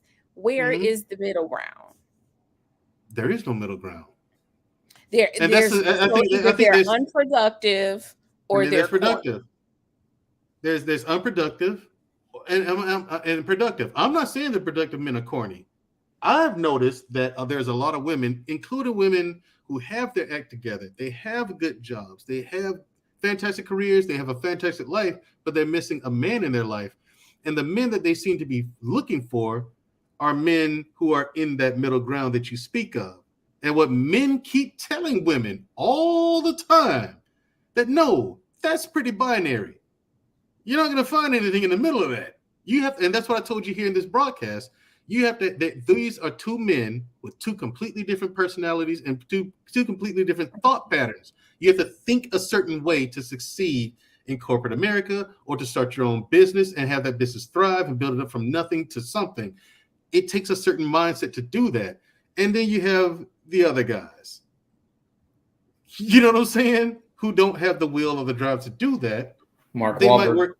Right. They might work in a factory somewhere for 6 months, but then they'll quit and just go flip burgers for a while. Mandrell, we don't just have two type of men in the world. We have Yeah, there's a whole that's what array of men out missing. there that are not just on one side or the other. They're not Pookie or Yeah. Ray Ray or some kind of executive. We have truck drivers. We have all kinds of people that work 9 to 5 jobs that Right. are honorable. They don't make a. They're not Yeah. trying to be somebody's huge executive or to build an empire. They're making good money, 80, 90, I don't know, whatever $1,000, Okay. and they deserve And some of them respect. have their stuff Okay. together Let too. me and let they're me clarify. stable. Okay. Let me clarify this. Those men you're talking about, they fit in the productive category. They're productive because they're doing something with their life. They're not out causing trouble. They're not selling dope. You know what I'm saying? They might smoke a little grass every now and again, but so what? But those That's would be legal. good It's legal. men. Those Yeah, are those are great good men. They're not They corny. are. They are. They're good men. And a lot of women, including the women in corporate America who have good jobs, consider those men corny. And it blows my mind. I'm like, No, this we is a guy who don't. hasn't. You don't, Ann, but you won. Okay, you reached the finish line. Just That like is true. Genesis. Genesis is won. And she has a pick of the litter of guys who are productive. Okay, so you women have a different mindset because it takes a different mindset to be the women that you are. Okay, you would be the women that we would look for. The women with your mindset, and both of you have the look. Okay, period. The looks, you got that. Hands down. No argument there. But your mindset is the type of mindset that men who are productive are looking for. You're a woman. not a girl, not a chick. You're a woman, and this is how men But compartmentalize things. at the same time of me being a woman, I'm still visual. So I'm just speaking for me personally. As a woman, I'm still visual. There's still certain things that I'm attracted to. Yeah, and if you get attracted to Pookie and Ray Rays, And I go also find that. like I like charisma. I like personality. I like, adventure, things like that. Things that I wouldn't consider to be corny. Well, Cookies and Right. Ray Rays could have personalities, can't they? Yeah, they do. Pookies They and Ray Rays oftentimes could, do. but I'm out of Pookie and Ray Ray's league, so it's a no for me. Don't sell Again, yourself short, Genesis. Don't sell yourself short. Like I said, Genesis. I'm not going to sell myself short. I know what I bring to the table and exactly who I am. Right. And here's the thing. But it's because hold on. Because Go ahead. a whole bunch of these good guys that are corny are the same ones that are being destroyed in divorce court, going through these whole like mental issues right now. Self-deletion, etc., going through the ringer, child support, spouse support. These guys that are truck drivers or guys that are going 9 to 5s and etc. that are, as you say, good men, but why are they being treated this way? I would like to know. I honestly would like to know. I would like to talk because to a this woman that because I would like because to I've talk to worked a in woman I've and worked in find out what the is she I've worked in the thinking and why California courts. I've seen the system. I want how it works. to make a comment on that if I could, please. So and this is coming from a married man. If you get took for everything you got in divorce court as a man, that is your fault because you didn't properly plan, you didn't properly vet. If you get took into court and you took into the cleaners, that is a man's fault. And about Ken and comment about Mandrell, like you're trying to change people. I agree with her, man. Like if you can't find, man, I can't even understand you, man. You're kind of so staticky. I can't really hear you. I get what he's saying. He's saying that in divorce court, if you're a man, you get taken in divorce court for everything you got. It's your fault because you didn't properly plan, you didn't properly vet. And to his point, I do agree. If you lose everything, you should have had to sign a prenup. So I feel him on that one. I agree. I have no. If I was married to a But then girl, don't I women have want no good issue men? signing a prenup. No issue with that. With someone like me, I'm sure I sign a prenup, no problem. Don't women want good men though? It's 100% your fault. Because two things, right? Two things I want to highlight, especially if you have a woman. Can't hear anything he's saying. Yeah, I'm hearing it every third word. Yeah. He's backing out. He's coming back in. Shit, I thought that was my shit. No, it ain't Tommy. Tommy, let me hear Tommy. Yeah, Tommy, you've been quiet. Uncle Tommy B. That's what my kids are gonna call him. Uncle Tommy B. All right, Tommy. What do you have on this subject? Are good men too corny for modern women? Modern women being the ages of 20 to 39. Because I've met plenty of corporate women who look at good guys and there's like, nah. But then they go for guys who are quote unquote what we would consider thugs and Pookie and Ray Rays, and they try to build this dude up to be what they want him to be. I'm telling you, I've seen it tons of times, bro. Tommy, give us something. What you got? I mean, if what you're saying is true, then essentially you're saying that every dude that's in a relationship ain't shit then. No, I ain't saying that. At least majority. I'm saying because, I mean, that's essentially what you're saying because women generally ain't going to pick somebody that they think is corny. So you generally saying that any dude that's in a relationship pretty much is a bad dude. Or majority. Not so much a bad guy, but just the guy that isn't as a as opposed to a B guy. And somebody, by the way, give Tommy B the Superman theme song, if we got it. Why? What do you do? No, Tommy B. Tommy B. I'm gonna get the sound effect. Wait till I get the sound effect, Tommy. Would you consider yourself a good man, Tommy B? Absolutely, but I think the problem here is, I think the problem is, I mean, essentially the corny thing is the swag, and I think the problem here is like you got guys that want like a fly chick, but you don't expect the fly chick to want a fly dude back. Mm-hmm. Like that don't add up.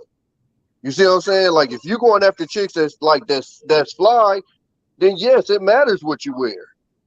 But if you're willing to just deal with just a generally, I guess you would call a regular chick or whatever, then you wouldn't have those expectations to dress a certain way and all this and that.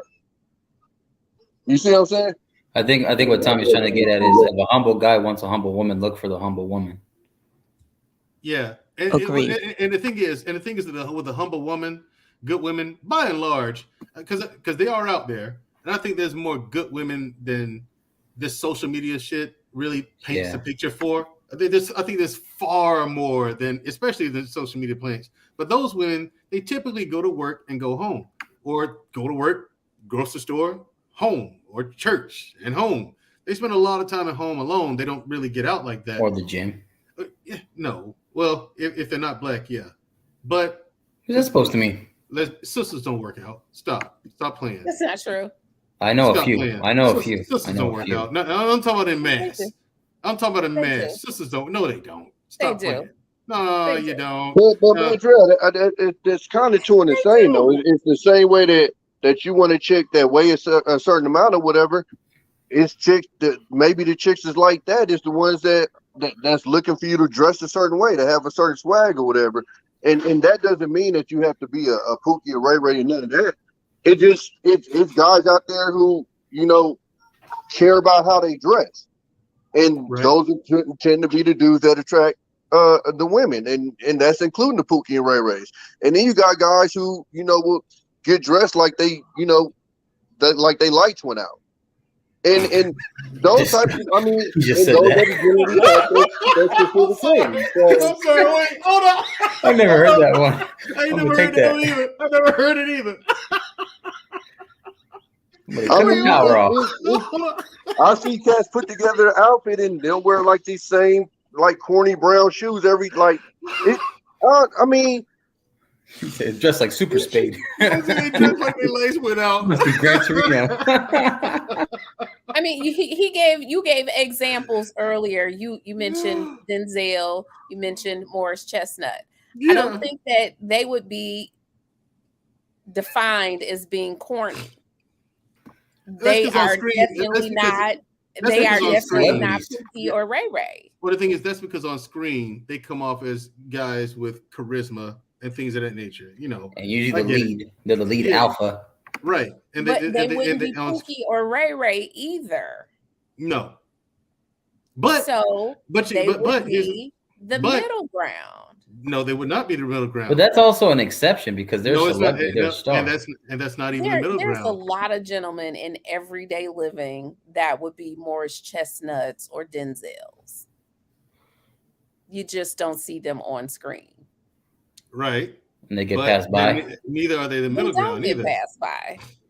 Neither, and the thing is, neither are they the middle ground. Not to Tommy's point. Now, Tommy wrote some good points there that I think he glossed that I think would have made a better case for you than what you brought up. All right, Tommy was saying, For me, huh? Okay. yeah, because you're not faring so well so far. All right, I so am. This guy.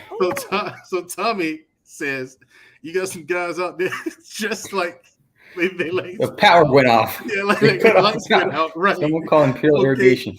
And he's right. Some chicks like guys who dress a certain way, and that's cool. And that's why, like, Ann, that's why I was like, for me, with Ann, when she asked me, would I be willing to do something like that if a woman found me attractive dressing a certain way? Yeah, but it didn't change the core of who I am. Yeah, I'd be willing to do that. So, 'Cause I- Mandrell, do you think, two questions, do you think you're corny? Personally, do you think that you yourself, do you think that you are corny? absolutely not. Okay, and do you think that women perceive you, however, as corny? No, I don't know. I don't care. I don't really put Because thought if into what that's they the think. case, But hold if on, that's the but case, then understand find a this though, traditional woman. because Stop trying to chase a modern woman, then get a but traditional woman instead. but you're taking corny as like a negative, and I'm corny is asking him his definition, though. no Whatever he I'm thinks talking it about is. Mandrell. Oh, Right. okay. Like you're taking it as a negative, and it's not necessarily a negative. There's people who, like, if you look even specifically like comedians, they're usually like they're popular, but a lot of them are corny. Yeah, Kevin Hart, corny as hell. You know what I'm saying? But he's also cool. And he's a Stuart Little, like short mother. right. But here's the thing: I'm not taking corny as something negative. But my thing is, am I corny? In my opinion, No, but I have been called corny before. I never took it as a negative. Corny.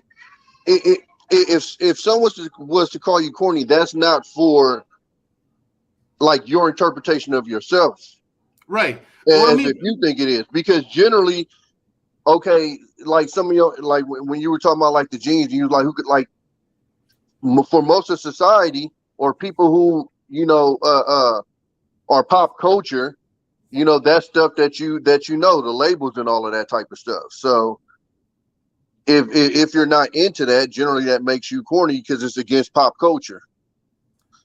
That's what I'm talking about. Yeah, guys who don't like present themselves in the realm of what's hot in pop culture. You know what I'm saying? That's what's corny, because that's what I hear from women. You know what I'm saying? They're like the guys with like I've had women ask me, swag. Yeah, but swag. There you go.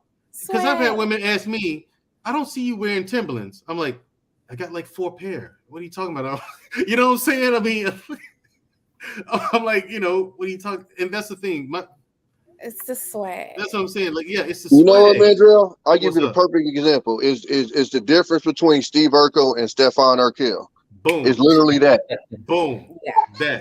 That's literally the most perfect example you can see. Yes, it is. When he came out from the team with the swag, when he put his clothes on, it looked like he cared. As far as like where Steve Urkel, his pants is hiked up to his nipples, like, you know what I'm saying? Mm-hmm. Yeah, but Steve Urkel was but here's the thing: Steve Urkel would have been a fantastic dude for Laura. Loved her to death. Would have done anything for her. And Mandrell, But here's the catch, though, Mandrell. Here's the catch. To flip it to the other side. There's some overweight women that would do everything that you want on their list. They just overweight. Mm-hmm. Well, listen, No. Here's the thing. Here's the thing for me with the weight thing. Okay, I'm not asking you to be a supermodel. I'm not asking you to be like I'm not asking you to be Jessica Rabbit. Just don't be 400 pounds. You know what I'm saying? Like look like you care about yourself. Yeah, at least a good 160, 150. Yeah, be okay. You look at it, you're like, oh, okay, nothing wrong with that. She's average. I'm okay with average women, but when you're super overweight, like morbidly obese, that says a lot about your self-esteem, and I'm gonna have to deal with that. And I was like, yeah, listen, the relationship's gonna be rough enough, and we're gonna add this to it too. I mean, there's some big girls. There's some big girls that are plus size. It's a mask. Beautiful but again, girls. If they take care of you and do everything that you need and want, you see what I'm saying? I get it. Now, here's the thing. I've dated a woman who was more than plus size, okay? And it was a fantastic relationship. However, when it came down, what broke us up was when it came down to how a marriage is going to work, she wasn't willing to get with the program. So I had to walk away. It was unfortunate because really, again, as a person, I got nothing negative to say about her. Nothing. But you know what I'm saying? She wasn't willing to get with the program. And she had a kid, and we didn't agree on what my role was going to be in that kid's life. So that's what broke us up. But other than that, I'm with you, Tommy. You're right. There's some women who are overweight, fantastic women. I don't rule them out. It's just, look, come on, man. My 600-pound life, I can't do that. Mandrell, what is the program? Tell me, what's the program? Okay, she looked at marriage as a partnership, whereas I do not. I'm going to show her, I'm going to do a man's job, and you're not going to ask me to not do it. Okay, I'm going to show her the bulk of the responsibility. Her argument was, I'm not asking you to do that. I'm like, good, you shouldn't have to. I'm going to do that regardless. So I'm going to pay all the bills and things like that. That whole thing. Like the things I'm going to take care of, I'm going to do that. So you want a traditional, it sounds to me that you want a traditional woman. Yeah, but she didn't want a traditional marriage. So, okay, and that's what the hiccup was. You know what I'm saying? So you got to start looking for a traditional woman then. Instead of worrying about these modern women, then it seems to me that you need to focus on finding a traditional woman that aligns with... Right, I'm with you. And that's where I am with. That's where I am with it. Me personally, that's where I am with it. Mandrell must not have to go international. Right, I'm bringing this issue up because this is no longer an issue. It's a problem, and there's a lot of good guys out there that women are overlooking. You know what I'm saying? So I'm just like, okay, let's see if we can solve for this problem. We've identified it. Women do look at guys like that. They're looking for guys with swag, and they end up getting bitten in the end of it. I see that's what I see, where I see that road ends up leading to.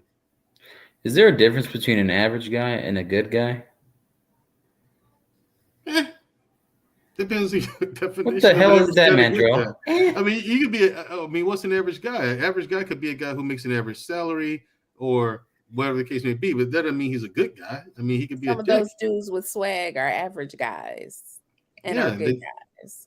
Right. And you're gonna give that guy the time of day, Genesis?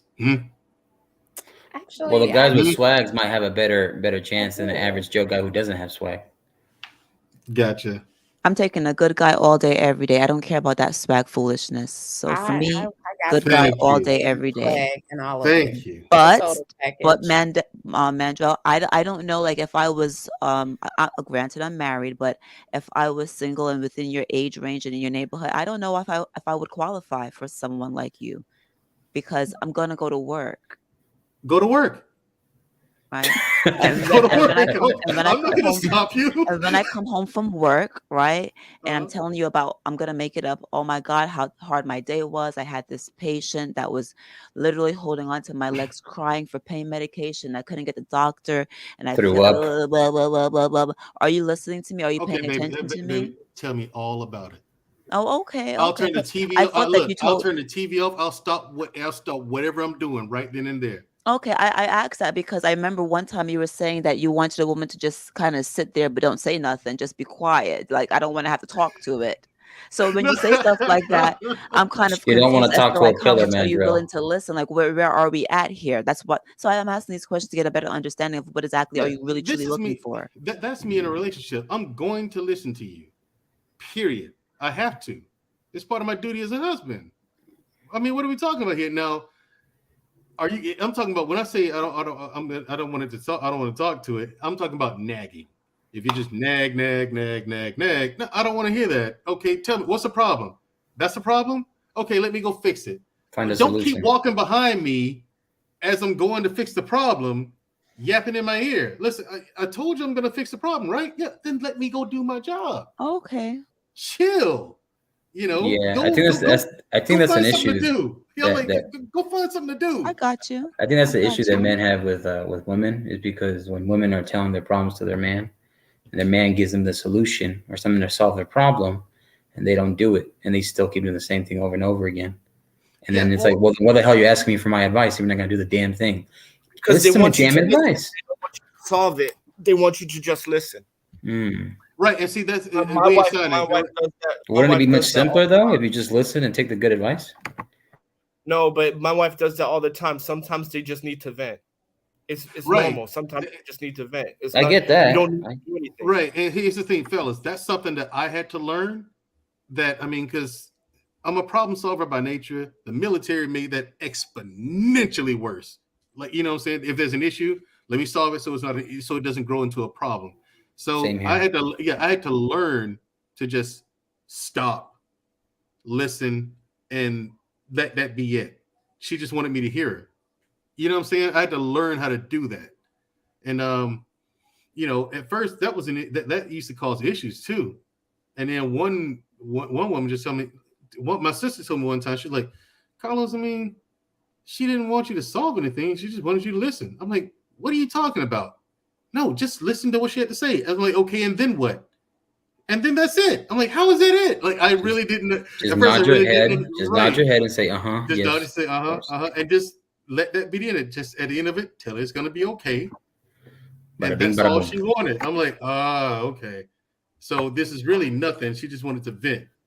Yes, exactly. Oh, okay, cool. I see what you're saying. I get you. Oh, I'm sorry, sweetheart. Right. And so once I start putting that into practice, then, that was never an issue again. So, we're all works in progress. We're all learning. So, Mandrell, what do you think? You said there's nothing you can change, but I doubt that. I call cap on that. There's everything. Well, you said you called yourself Mr. Perfect, Randy, didn't you, earlier? No, you did that. No, I didn't call you. No. I know. I said I love myself. I think No, I'm no, no. fantastic. But I heard you earlier say that there's nothing wrong with me. There's something wrong with them. We all have something wrong with each other. Oh, you're talking about it in another broadcast. I have said that No, before. this broadcast. You said this one? earlier. Yeah, you said it Oh, earlier. yeah. You No, said no, it. me. You said it. Miss Genesis, didn't he say that earlier? You said it. He said it. He said it. You said, Mandrell, you said this. You did say that. You said I don't need to change. There's nothing wrong with me because yeah, that's what you said. Genesis was like maybe you need to like change something about your dressing. See, I'm a good listener, that, right? Mandrell. I listen to you complain and whine. Something about that, and then you were like, which I agree with you, right? Women should not, no man should let a woman dress you, which I agree with you on. But you did say that. But what I want to add to the conversation is this, like. I do think you're a good dude, right? You know, even though we joke around and stuff like that, you do come off as a good, solid dude. However, you don't seem to be flexible, and in a relationship, you do need to be a bit flexible, right? Exactly. It seems like it has to be your way. I mean, on the little stuff, like for example, right? Like I am hard to deal with in a relationship. My wife tell me that shit all the time. I am hard to deal with. But I've learned to be flexible on the little stuff, right? And I learned to when to put my foot down and when to let just stuff ride. And you come across, not saying you this, but the appearance you give is just that every ounce, every step of the relationship has to be your way. And that seems to be a little bit like a turn off, right? Because there is give and take. I get what you're saying. I get what you're saying. Right? Yeah, I get what you're saying. I'm not saying you're that way, but it comes off. Yeah, it comes off that way. I get what you're saying. We inside. You've heard that before, haven't you? Yeah, that's what I was trying to say earlier. Asked a really good question, and her question, his or her, I'm assuming it's a her question was, Mandrell, how spontaneous are you? Do you feel out of place if you are not following a schedule or routine? No, there's only certain things I have a schedule with. You know what I'm saying? Say say I'm working full time, right? Okay, the schedule is full time with the work, and I'm going to work out either in the morning before work or in the evening after work. After that, whatever. Let's go do whatever. I'm wide open. Spontaneous. That's not spontaneous. Okay, no, she asked me. What if whoever you were dating wanted you to deviate from your regular routine and just do something? Mandrell, you got to offer. Look at the screen. I see it, and I sent the response too. No, I replied to it too. No, it's a thing. I know how it sounds, how it comes off. Like, Anne has been learning a lot about me just through conversations. She's like with each conversation, she's like, "Oh, okay, I get it. Mm-hmm, oh, absolutely. Okay, I get it." And it's more and more.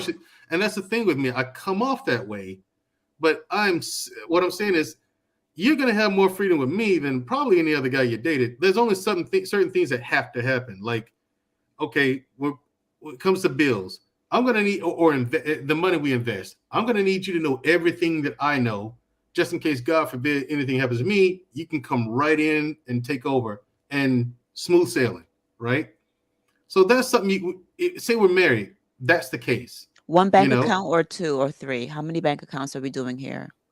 3. You have yours, I have mine, and we have one as a collective. I love it. Oh, I gotta find a woman for you, Mandrell. Yeah, you have yours, I have mine. We have one as a collective. You know what I'm saying? Love it. You want to work? Let's get Mr. You know what I'm saying? But I got Mr. Bennett. I'm gonna bring you in. Let me go get some makeup on because I think I got words from Mr. Bennett. Let me Okay. Oh god. Just kidding. Right, no problem. Like, it's spontaneous. Yeah, look, it's nothing for me to say, "Hey, you want to go to Six Flags?" When? In about an hour. It's a Saturday, right? And say we both wake up and I get done brushing my teeth and, "Hey, you want to Six Flags?" When? About an hour. Today? Yeah. That's nothing for me to do. I do that myself anyway. Now that I'm single, even when I'm single, yeah, Six Flags is amazing. Or I go to the beach. Want to go to the beach tomorrow? Or you want to go to the beach today? I mean, or I'll do something like this. Hey, pack an overnight bag. Why? Just pack an overnight bag. Yeah, my husband's done that for me. I love it. Definitely. You go ahead. I don't know where we're going, but I'm following you. Yeah, sure. So am I spontaneous? Yeah, I just think of stuff like that to do. And these, like, stuff like this I've learned. I learned this like in my 20s, like, to do stuff like that. You know what I'm saying? And it's like, and it's something I've carried on to this day, because women do like that, to be spontaneous. I mean, so yeah, I do things like that. Mr. Okay. Bennett, Hey, we're gonna Mr. bring in Bennett. Mr. Bennett. You have some words of wisdom for us. He I had a don't know about comment. words of wisdom. I've Yeah. been listening in. I mean, everybody's been chiming in with good things to say. So I like to just kind of take it all back, and I don't like to be repetitive. So I just kind of let the floor speak, and if I have something to add, I'll do so. Yeah, interesting conversation, Mandrell. We could have been boys back in the day for real, because a lot of things that you're into, I can certainly relate to that. I'm about 10 years older than you. So I can relate to that. I'm not as regimented as you are, but granted, your military background, so I can understand that. But certainly, I use discipline as a way of transforming myself. So so certainly being maybe a bit boring, a bit predictable.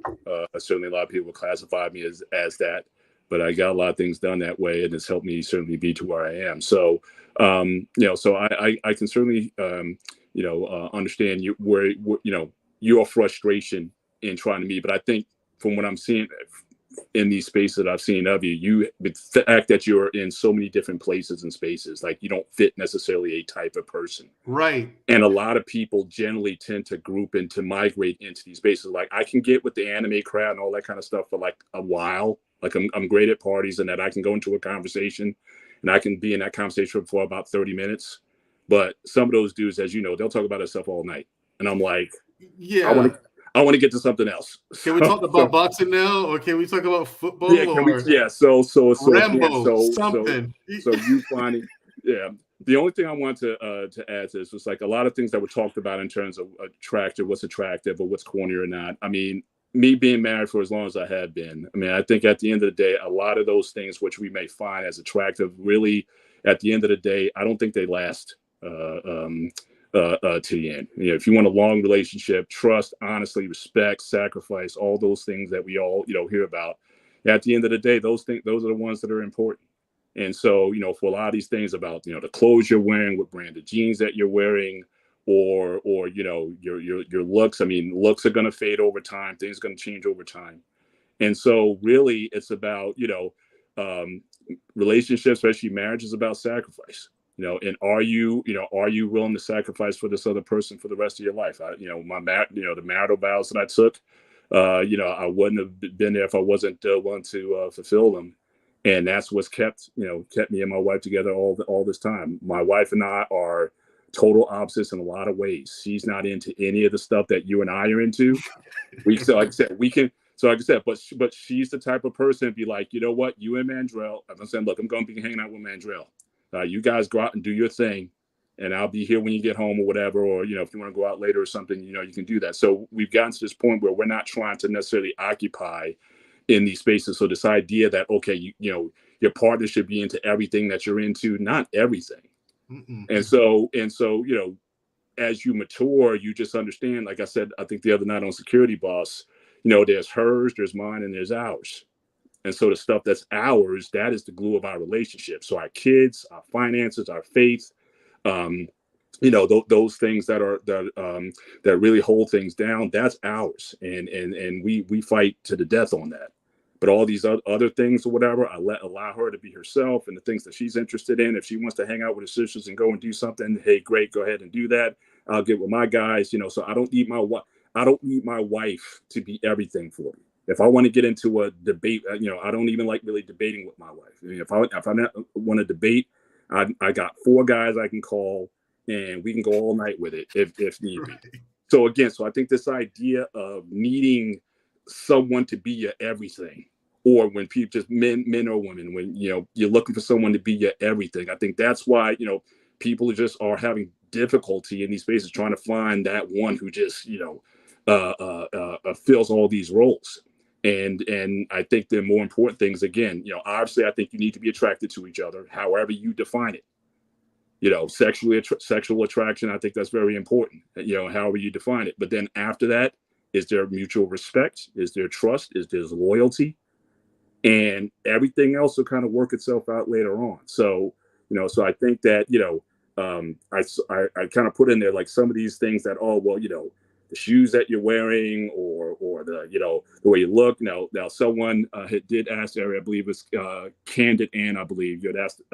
I had put something out about you had suggested that if you told your husband, oh well, I will you look really nice in the beard and whatnot, and would you asked Mandrell, would he be comfortable with that? I mean, I wouldn't. I don't like any facial hair whatsoever. So No. So when I asked that question, it was really just to get a temperament about how much is he willing to it's not really about the beard or about the clothes. I'm just trying, and he completely answered my question fully. It was really just a matter of us being able to work together, and that's all I really wanted to know. So it really wasn't about the beard. It wasn't about the none of it. It was just about willing to work together. That's all. But just to take your question, more generally, take it out the beard space or whatever. Again, in my situation with my wife, as long as I've been married to her, and it will be 25 years and later this month, I've never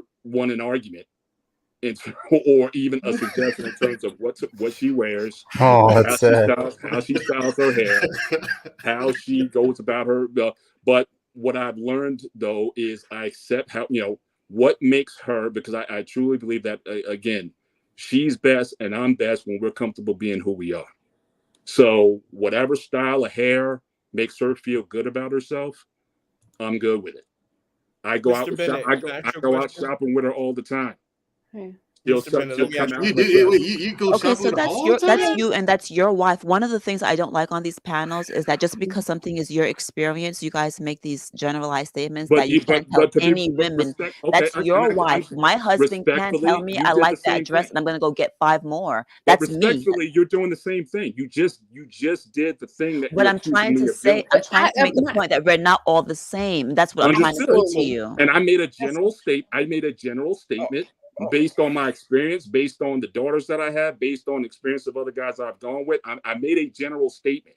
So we can't have a conversation if we say something that's generally that's a generality, but then everyone gets upset because that's not my experience, because if it was my husband, I was going to do this, that, and the third. If it doesn't apply, I don't get offended if someone says, well, that's not my experience, or if someone says something generally, I don't get offended and say, well, that's not my experience.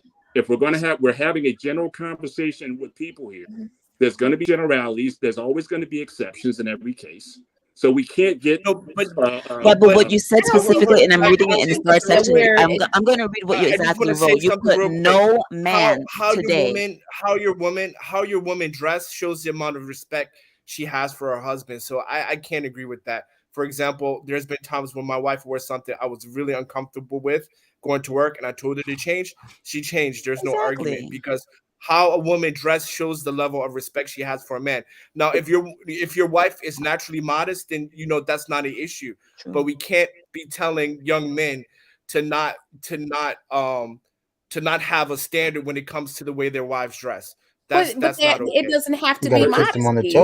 One man might want his woman to have some sort of sex appeal, not meaning, and with tastefully, sexy. It's an individual. How preference. A woman dress shows the level of respect she has for a man. I hear a lot of generalities when people are speaking. Like Mr. Bennett, you named all these characteristics that makes for a good husband or wife or a good spouse.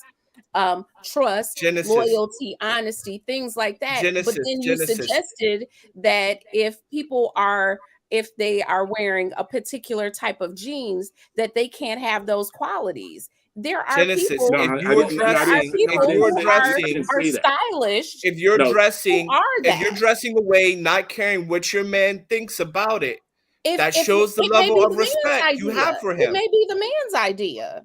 But no. But my point is this. If the way you're dressed, if you're dressing away and you're not caring about what your man thinks, that shows the level of respect you have for him, regardless of whatever it is. We're not going to get into the minutia. But the point is the idea behind the action.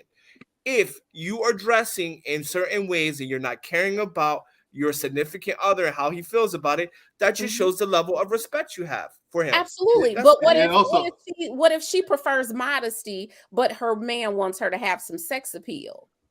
Here's the thing. Then they don't match. Always, They don't it's not match. In the always. bedroom, in the bedroom, they can't match. or there's going to be compromise. I mean, first of all, as far as the things that you're referring to, those are things I would hope that you would catch early. If there's going to be that kind of disconnect between you and the person that you're with, hopefully you would see those signs early, so it wouldn't be a problem. But let's just say they go through a midlife crisis, or they just decide they just want to change their look altogether and do something different. Now, again, you as a person, you have to decide whether or not that's something that you want to live with. In my particular situation, however my wife wants to, what makes her feel good about herself. And again, she's not the type of person that's going to go out there half naked or whatever. That's just not how she is. But she could at any time when she goes to the hairdresser have no idea what she and if your man one extreme to the other, if your man wants you to dress sexy, that shows what he thinks about or it's you. modest. There is a middle ground. Like you guys go from one extreme to the other. It doesn't matter where. Mr. Bennett brought up security boss. You brought up security boss, and she's not here to participate in the conversation, but she's a beautiful woman. She's a stylish woman. Here's the thing. So hold on. Please allow me to say this. Please allow me to say this. Wherever the scale of what your man wants you to dress, whether it's modest, provocative, or somewhere in between, that shows what he thinks about you. Absolutely, so I agree. So it's not extreme. But why does it have to be? Why does it have to be modest or provocative? Why can't it be? I said wherever he wants you to be on the scale, that shows what he thinks of you and how much he respects you, and how a woman's dress without her consideration, wherever it is on the scale, shows her respect for her man. Yes. Now here's where hold on. If I may, here's where you ain't signing is absolutely correct. He's correct on what he said at the end. If you're dating someone, right? If I'm dating someone, and she dresses with a skirt half an inch, just half an inch below the thing, you know the thing. All right, cool. So and shoulders are out. The only thing covered are her breasts, pretty much the nipple. You've seen women dressed like that, right? Okay, like she's in a rap video or something. Yeah, I'm not going out with you dressed like that. And furthermore, the fact that you even thought that it was going to be okay, I was going to be okay with you dressing like that out with me, that's going to tell me a lot about you. Okay, exactly. That's going to tell me talking about that person. I don't think about. Hey, let me finish my point. There is a way to dress and be in good taste. I'm getting there. You don't have to have on a muumuu or have I'm getting there. Give me a second to finish. I get you. Now, here's the thing. The way I like my woman to dress, if she's going to dress down like that, it's tasteful. You can dress. You can wear a dress. There's no mention of that. You guys are either modest or she's provocative. No, here's the thing. There's a way to be tasteful woman. No, the Genesis, you're not listening to me. You're not listening. I said wherever you add on the scale, modest, medium, high, medium, low, medium, wherever you dress shows the level of respect. Right. So if your woman is medium or low, medium, wherever. Right. Wherever. And then if your man, and same thing. If your man wants you to be a certain way, wherever that is, that shows how he views you. And that's exactly where I agree. I totally agree. That's what I was trying to say. Like, if my husband likes a certain thing, I'm attuned to that, and I'm more willing to do that. And I don't. That's all I'm saying. It's always the same on all of these shows. Either she's dressed like somebody's grandmother, or she's dressed like a whore. I know that's not the only thing to be. It's just the same thing with the men. Here's what we're saying. Or he's a nerd. No. Here's what we're saying. The thug and the nerd, they can't be in the middle ground with that, because that's a mentality, that's a mindset. There cannot be in the middle ground on that. However, with dressing, Genesis, yes, there is a middle ground. If I'm about to go out on a date with my woman and she's covered up to her chin, you know what I'm saying? I'm like, no. Listen, take some of that shit off, okay? Exactly. Here's the thing, okay? Do the Michelle Obama thing. You know what I'm saying? Everybody got on Michelle Obama's back about wearing her arms out in her dresses. I'm like, that was tasteful. It was corporate, but sex appeal, but right now. See, when it comes to the way you dress, there you go. Be tasteful. It can come out in your attitude. You could be flirtatious. but not overselling it. You get what I'm saying?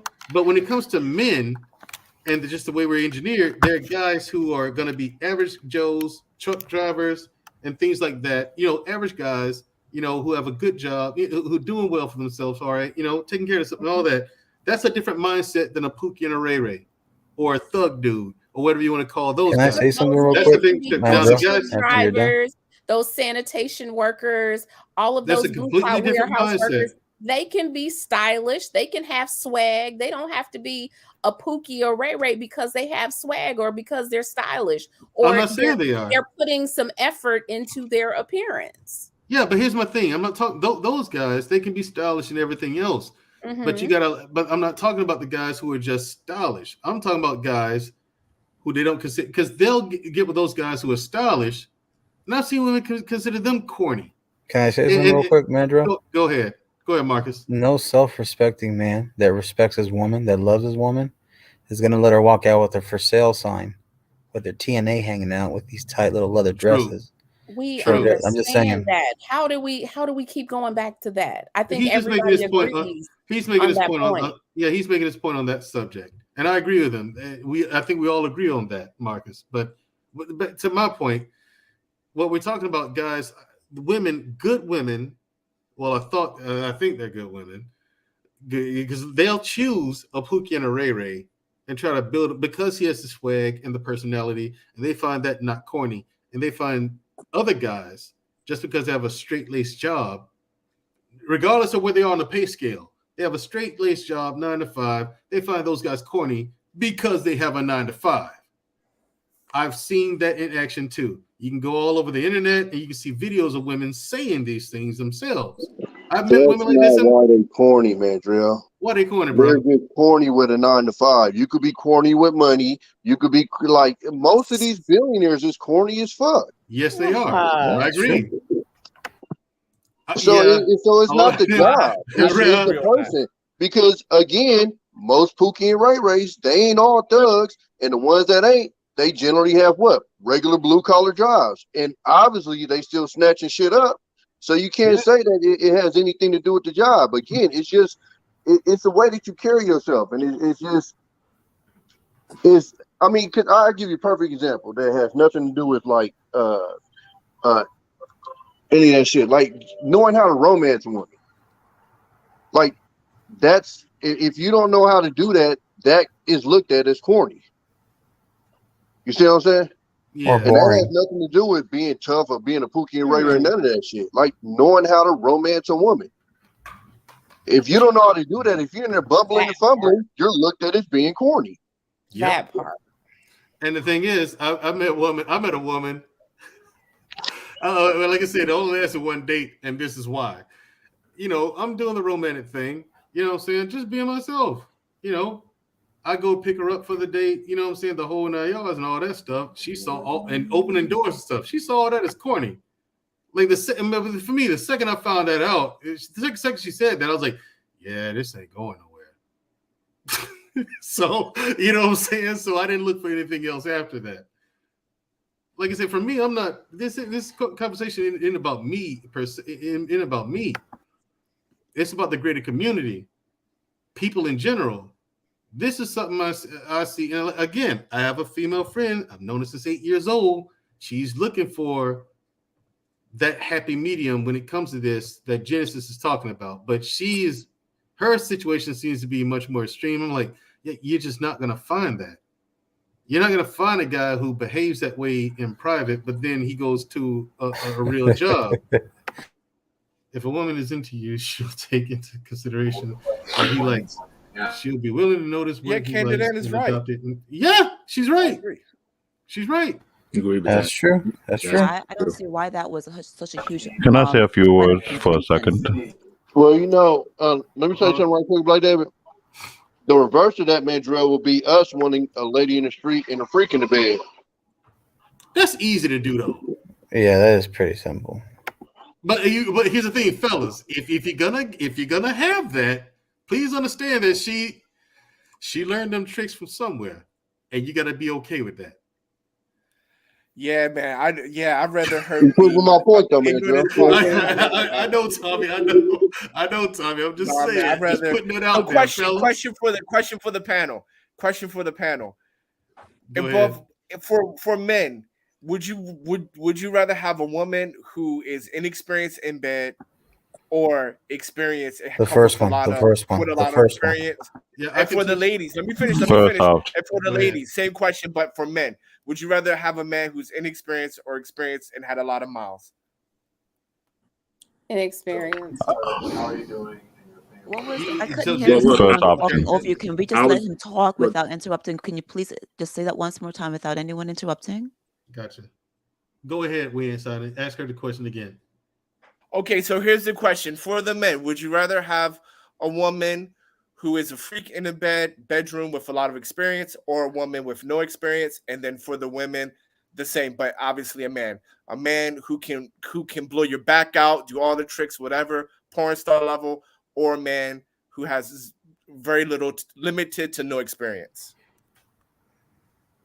Ladies, the men have answered. I We want a answered woman. already. Inexperienced, limited to no Okay. experience. And it's in minds. inexperience. He got Same he answer. talk. Virgin. He willing No, to give me learn. experience. He willing to learn. Okay, Tommy's the only one who said he wants an experience with. Now, Ann, you're the last one. Yeah, Okay, I'm Tommy asking: wants is he some willing to? miles. If he's inexperienced, is he willing to learn? Are we staying in this inexperienced spot? Well, I mean, you I guys are mean, going to be doing he it. grows with you. He grows with you, right? As you guys get Okay, more I can work with that. I can work with that. Yeah. Okay. Man, give me a dead fish. I'd rather have a dead fucking fish than Right. a whore. I think we all do. We could teach her what we like. You know what I'm saying? Okay, And same now holds hold true on. for men. We can't Hold, turn a hold, hoe into a husband either. hold on. Okay, hold on. Tommy B, you say give you experience. Okay, bruh. Yeah, Tommy wants mileage. Wait, I know what Tommy going with it because I got homeboys like Tommy. I do. Some of my Yeah, but closest friends like Tommy. Tommy, tell us why you want the experience, bro. I'm gonna just say it like this: if I was on it with a panel full of players, then it'll be an understanding. Like, I understand, no, I'm just bro. saying. I So had this conversation before. Go ahead. For the I'm people in just the saying, audience like, who you don't will get know it. the difference between somebody experienced and somebody that'll bend your shit when they trying to ride it. Like, you'll understand that shit, and that's why you won't want no inexperienced. Like, come on, bro. You dealing with teeth. You dealing with all kind of shit. Man, hell no, man. Give me some experience. Nah, give me that dead fish. Give me that dead fish. You can keep the porn stars. Give me that dead fish. See, there you go. Here's the But thing. I the fact that you understand. want a dead fish, the fact that you want the dead fish pretty much tells what your shit like. Hey, that's cool, but at least my kids don't have other DNA from other men. Low mileage didn't mean ain't nobody else fucked. They ain't say virgin, they said low mileage. Yeah, point. Well, then let me be clear. No mileage. Mm. You better go to the Middle East. Or somewhere. My wife is from the Middle East. My wife is from the Middle East. Well, Oh, shout okay, out, cool. salute her. Cool. Is she from Iran? Iraqi, but she was raised in UAE, but she's Iraqi. Gotcha. Okay. Beautiful women over there in Iraq. Quietness is kept. Let me say a few words. Listen to Go this ahead. whole conversation. I know there's one thing to be in common. What Mandrell is putting out is that there are guys out there who are very successful, very structured and everything. They do have charisma, but they don't want to be all over the place, this shit to every individual they see. The problem is finding a woman of their class and their style, it seems to be hard. Then again, we have today's society whereby it's more moved by today's genre or what swag may be. And for what I've observed, especially out in New York City, I'll be honest with you, people have told me that I was corny at one point until they find out who I really am, and they're looking at me like, "But I thought you were corny." And I'll say, "I thought you were whack." What's the point? They go based on what society norms. I don't follow society norm because I feel like society is full of crap, to be totally honest. Because if you're someone like me, you see how society moves. Every 5 or 10 years, it's a new style, it's a new swag, or a new kind of idea what it's supposed to be. I used to roast every single female back in the day with how it. Oh, I want a ghetto gentleman, and I'm looking at them like, really? Imagine that face already fade out of it. Now they got something else already. This is why I say what I said, because what Mandrell is talking about is absolutely correct. This is why the new generation are not trying to get married. They ain't trying to get caught up in this mess. They ain't trying to be the byproduct of the single mom syndrome. So they keep to themselves. This is why you have a huge percentage of men climbing up the ranks who are highly successful, who are childless, and ain't want no drama. Because they watch the mistake that we made. This is the conversation. When I went to that show, Brooke and Dusty, and I listened to them, I'm hearing the same narrative. Ain't nobody want the drama no more. They see what we did. They watch the elder generation screw up.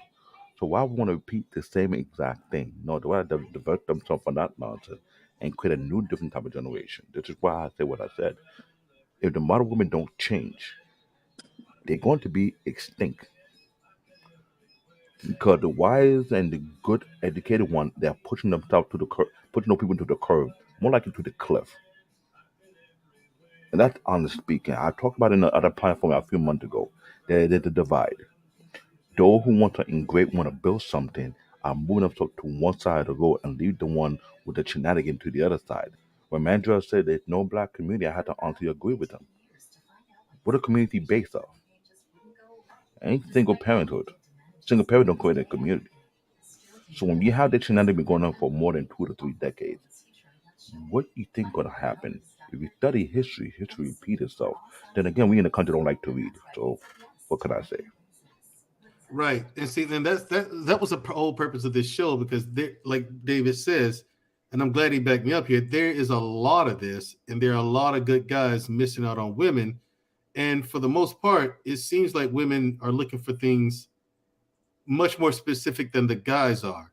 You know what I mean? They're looking for the ghetto gentleman, and I keep telling women like that doesn't exist. Those are I two wouldn't people say with just two. ghetto though.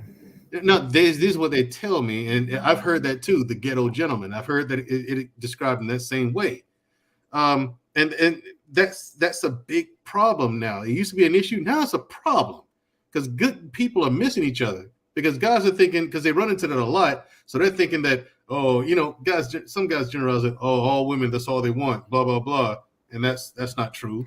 But then you got the good women. All they do is they do good girl stuff. They go to work. They go home, grocery store or church, and they go home. You know what I'm saying? But we have a new special guest. A new challenger has arrived. Sir Okay. Hale speaks. Yes. Everybody give it up for Sir Hale Speaks. I'm gonna get the sound Hey, effects in Sir here soon. Hale. I was gonna say something to the ladies too. That goddamn stroke and that motherfucking tongue don't move like that out of nowhere too. So it's gonna be a Yeah. long time of dealing with jackhammering and all that shit till you get to that. You know what I'm saying? So everybody want that inexperience, but you forget what you got to go through with that inexperience. That shit's No, rough. because we can teach them to do what we want them to do. I mean, Heard that. listen, I was Ready to It's a please difference you. between people, hesitant somebody because that got experience and then is learning from there, and somebody that's inexperienced, as y'all said, I'm and gonna you work teaching with the from learning that. curve. I'm gonna work Them with the hips ain't learning curve. them hips We got gonna to do train some you. training to get in shape. We gonna They do don't some just move training. like that. yeah, I don't mind a little bit of experience, but I don't want a guy that everyone's been with either. Like, I don't mind that he's Absolutely. had someone else, like he's dated 3 other women or whatever. But I'm saying I'm not trying to get a guy that's for the streets either. You know what I'm saying? Gotcha. I'm gonna say this. I'm gonna give Sir Hill Sir Hill Speaks the floor. I have a Yeah. cousin, right? You women say this, but I have bet money. Okay, because he's had women who he's had girlfriends where her friends know that they're together in the whole nine, right? And I bet him money because he told me that I could do that one. No, you can't. Yes, I can. And I lost money. I've lost money to this dude. And this dude, I kid you, he could crack any woman in his girl's friend circle. He every time I stopped, I had to get concede. I say, yeah, bro, you got it. Because every time I told him, no, you can't, he would. So these women know that he's going through they know he's going through them. And everyone's like, well, I want to see what it's like. If it's that good, I want to see what it's like. That whole thing. Pause. Right. That's what these women would say. And I'm just like, that's why you did it? But the thing is, these dudes and ladies too, y'all make some sad decisions. But anyways, men, that's the reason why Superhead exists, right? Because men. Exactly. So it goes both ways. That's the reason why she can both be who ways. she is. But Superhead. Here's the thing: Superhead and women like her, those are disposable pleasures. You do what you do with them, and you broom them. Those are God-given talents. That's a rental. You know what I'm saying? That's if you want to go long term, you lease that one. You don't buy that model. Right, and I don't think those women were looking to keep that man either. They were looking to just get a loan to get that back blown out and to move on, right? They weren't trying to get that him as a husband, right? Yeah, but Swordfish. Still. Oh, well, no, he had two fighting over him. That's a whole other story, and that's somebody else's business. I ain't gonna get into that. It was a wild story. It's a wild story there, by the way. But Sir Hale speaks. You still here? Or did he drop out? Hey, what's up, guys? I'm still here, but tonight I'm Black Man Somewhat Filtered. Yeah, I saw the name. Took a page out of my book. Sir Hale speaks. Thank you for showing up, man. I appreciate your support. And what do you think of the topic, though, man? I mean, this is something that I brought up because it's not my issue. A lot of people thought that's what it was at first, but no, this doesn't bother me at all. But it's something I've observed and I've heard from women, both women and men. Women have told me nice guys are too corny, and good men have told me, they're not looking for guys like me, this, that, and the other. I'm just like, look, man, you still got to go out there and introduce yourself and whatnot. But my thing is, you can't let that stop you. So what do you think? What's your take on the issue? I think women absolutely want it all. And yes. So there's this guys of this is going to be a little rough. So a lot of us were taught that women were sugar, spice, and all that is nice. And we were not taught that women oftentimes have the same desires as men has. It's just wrapped up and packaged a lot differently. And so we look and we view women as these soft, delicate creatures who just couldn't imagine doing certain things until you start to realize that she wants the exact same things as you. And so I think women know that, but men haven't caught up yet. The other part to this is I think that a lot of our women want everything right now. And the reason why they spend a lot of their different times going from different kinds of men without actually having a definition of a man that they want is because they want it all without any sense of sacrifice and thinking long term about the relationship. I think that's one of the biggest things. And so if you ask a question, and I'm sure you guys have done this, you say, lady, what do you want in a man? And she says, somebody's kind, someone who is smart, someone who is loving, some man who is loyal, right? You hear the words and then you see what she selects. It's completely opposite to the things that she said she wanted. And this is why there's a conundrum with the whole nice guy spinner slash. It's because you said you described the nice guy, but you dated the other guy. And I think it's because a lot of our ladies want it all, and there's no sense of long-term thinking when it comes to relationships. So when I was up here listening, even about dressing, I think it's as simple as this. If ladies want a man, you got to listen to what men are saying. Like it's just that simple. So that's what I want to contribute to this. I think women want it all. A lot of ladies want it all, and there's no standard. It's everything changes depending on the situation. Right. Let me add to this one. It's a simple phrase I heard before in the past. A lot of women have tell good guys, "Oh, you're not boyfriend material, but you husband material." Let that sink in. Why you would tell a brother, "Oh, you're not boyfriend material, but you're husband material"? Think. Right. There's that whole thing. But guys say the same thing to women, like, you wifey material. I can't date you. You know what I'm saying? It's a crazy thing. You know what I'm saying, David? Hey, Genesis, we're about to wrap this up in a little bit. Anne, would you have something? You have something else? No, I wasn't saying anything else. Okay, I answered the final question. I wasn't saying anything. Genesis, you have been a fantastic co-host tonight for my first show. I want to thank you for coming and helping me out with this. Okay, for my first one. You're very welcome. Thank you for joining me for my first one. So, how about you? Want to do this again next week? You feel like getting smoked again? We'll see how it goes. Oh no, it hurt tonight. I You know, know. I be It's all busy right. in these YouTube streets. Well, you know, losing ain't easy. I get it. I didn't You know, lose. I didn't right. lose. I It's didn't come here. I didn't come here to get anything. So it's I didn't okay, lose. Jen. Yeah, I know. I I didn't know. lose because every Mm-hmm. thought that I had before I Mm-hmm. came here, I still have. So Mm-hmm. Cool. yeah, we Yeah. agree to disagree. Mm-hmm. You're still cool though. Mm-hmm. Absolutely. See, that's what I've learned.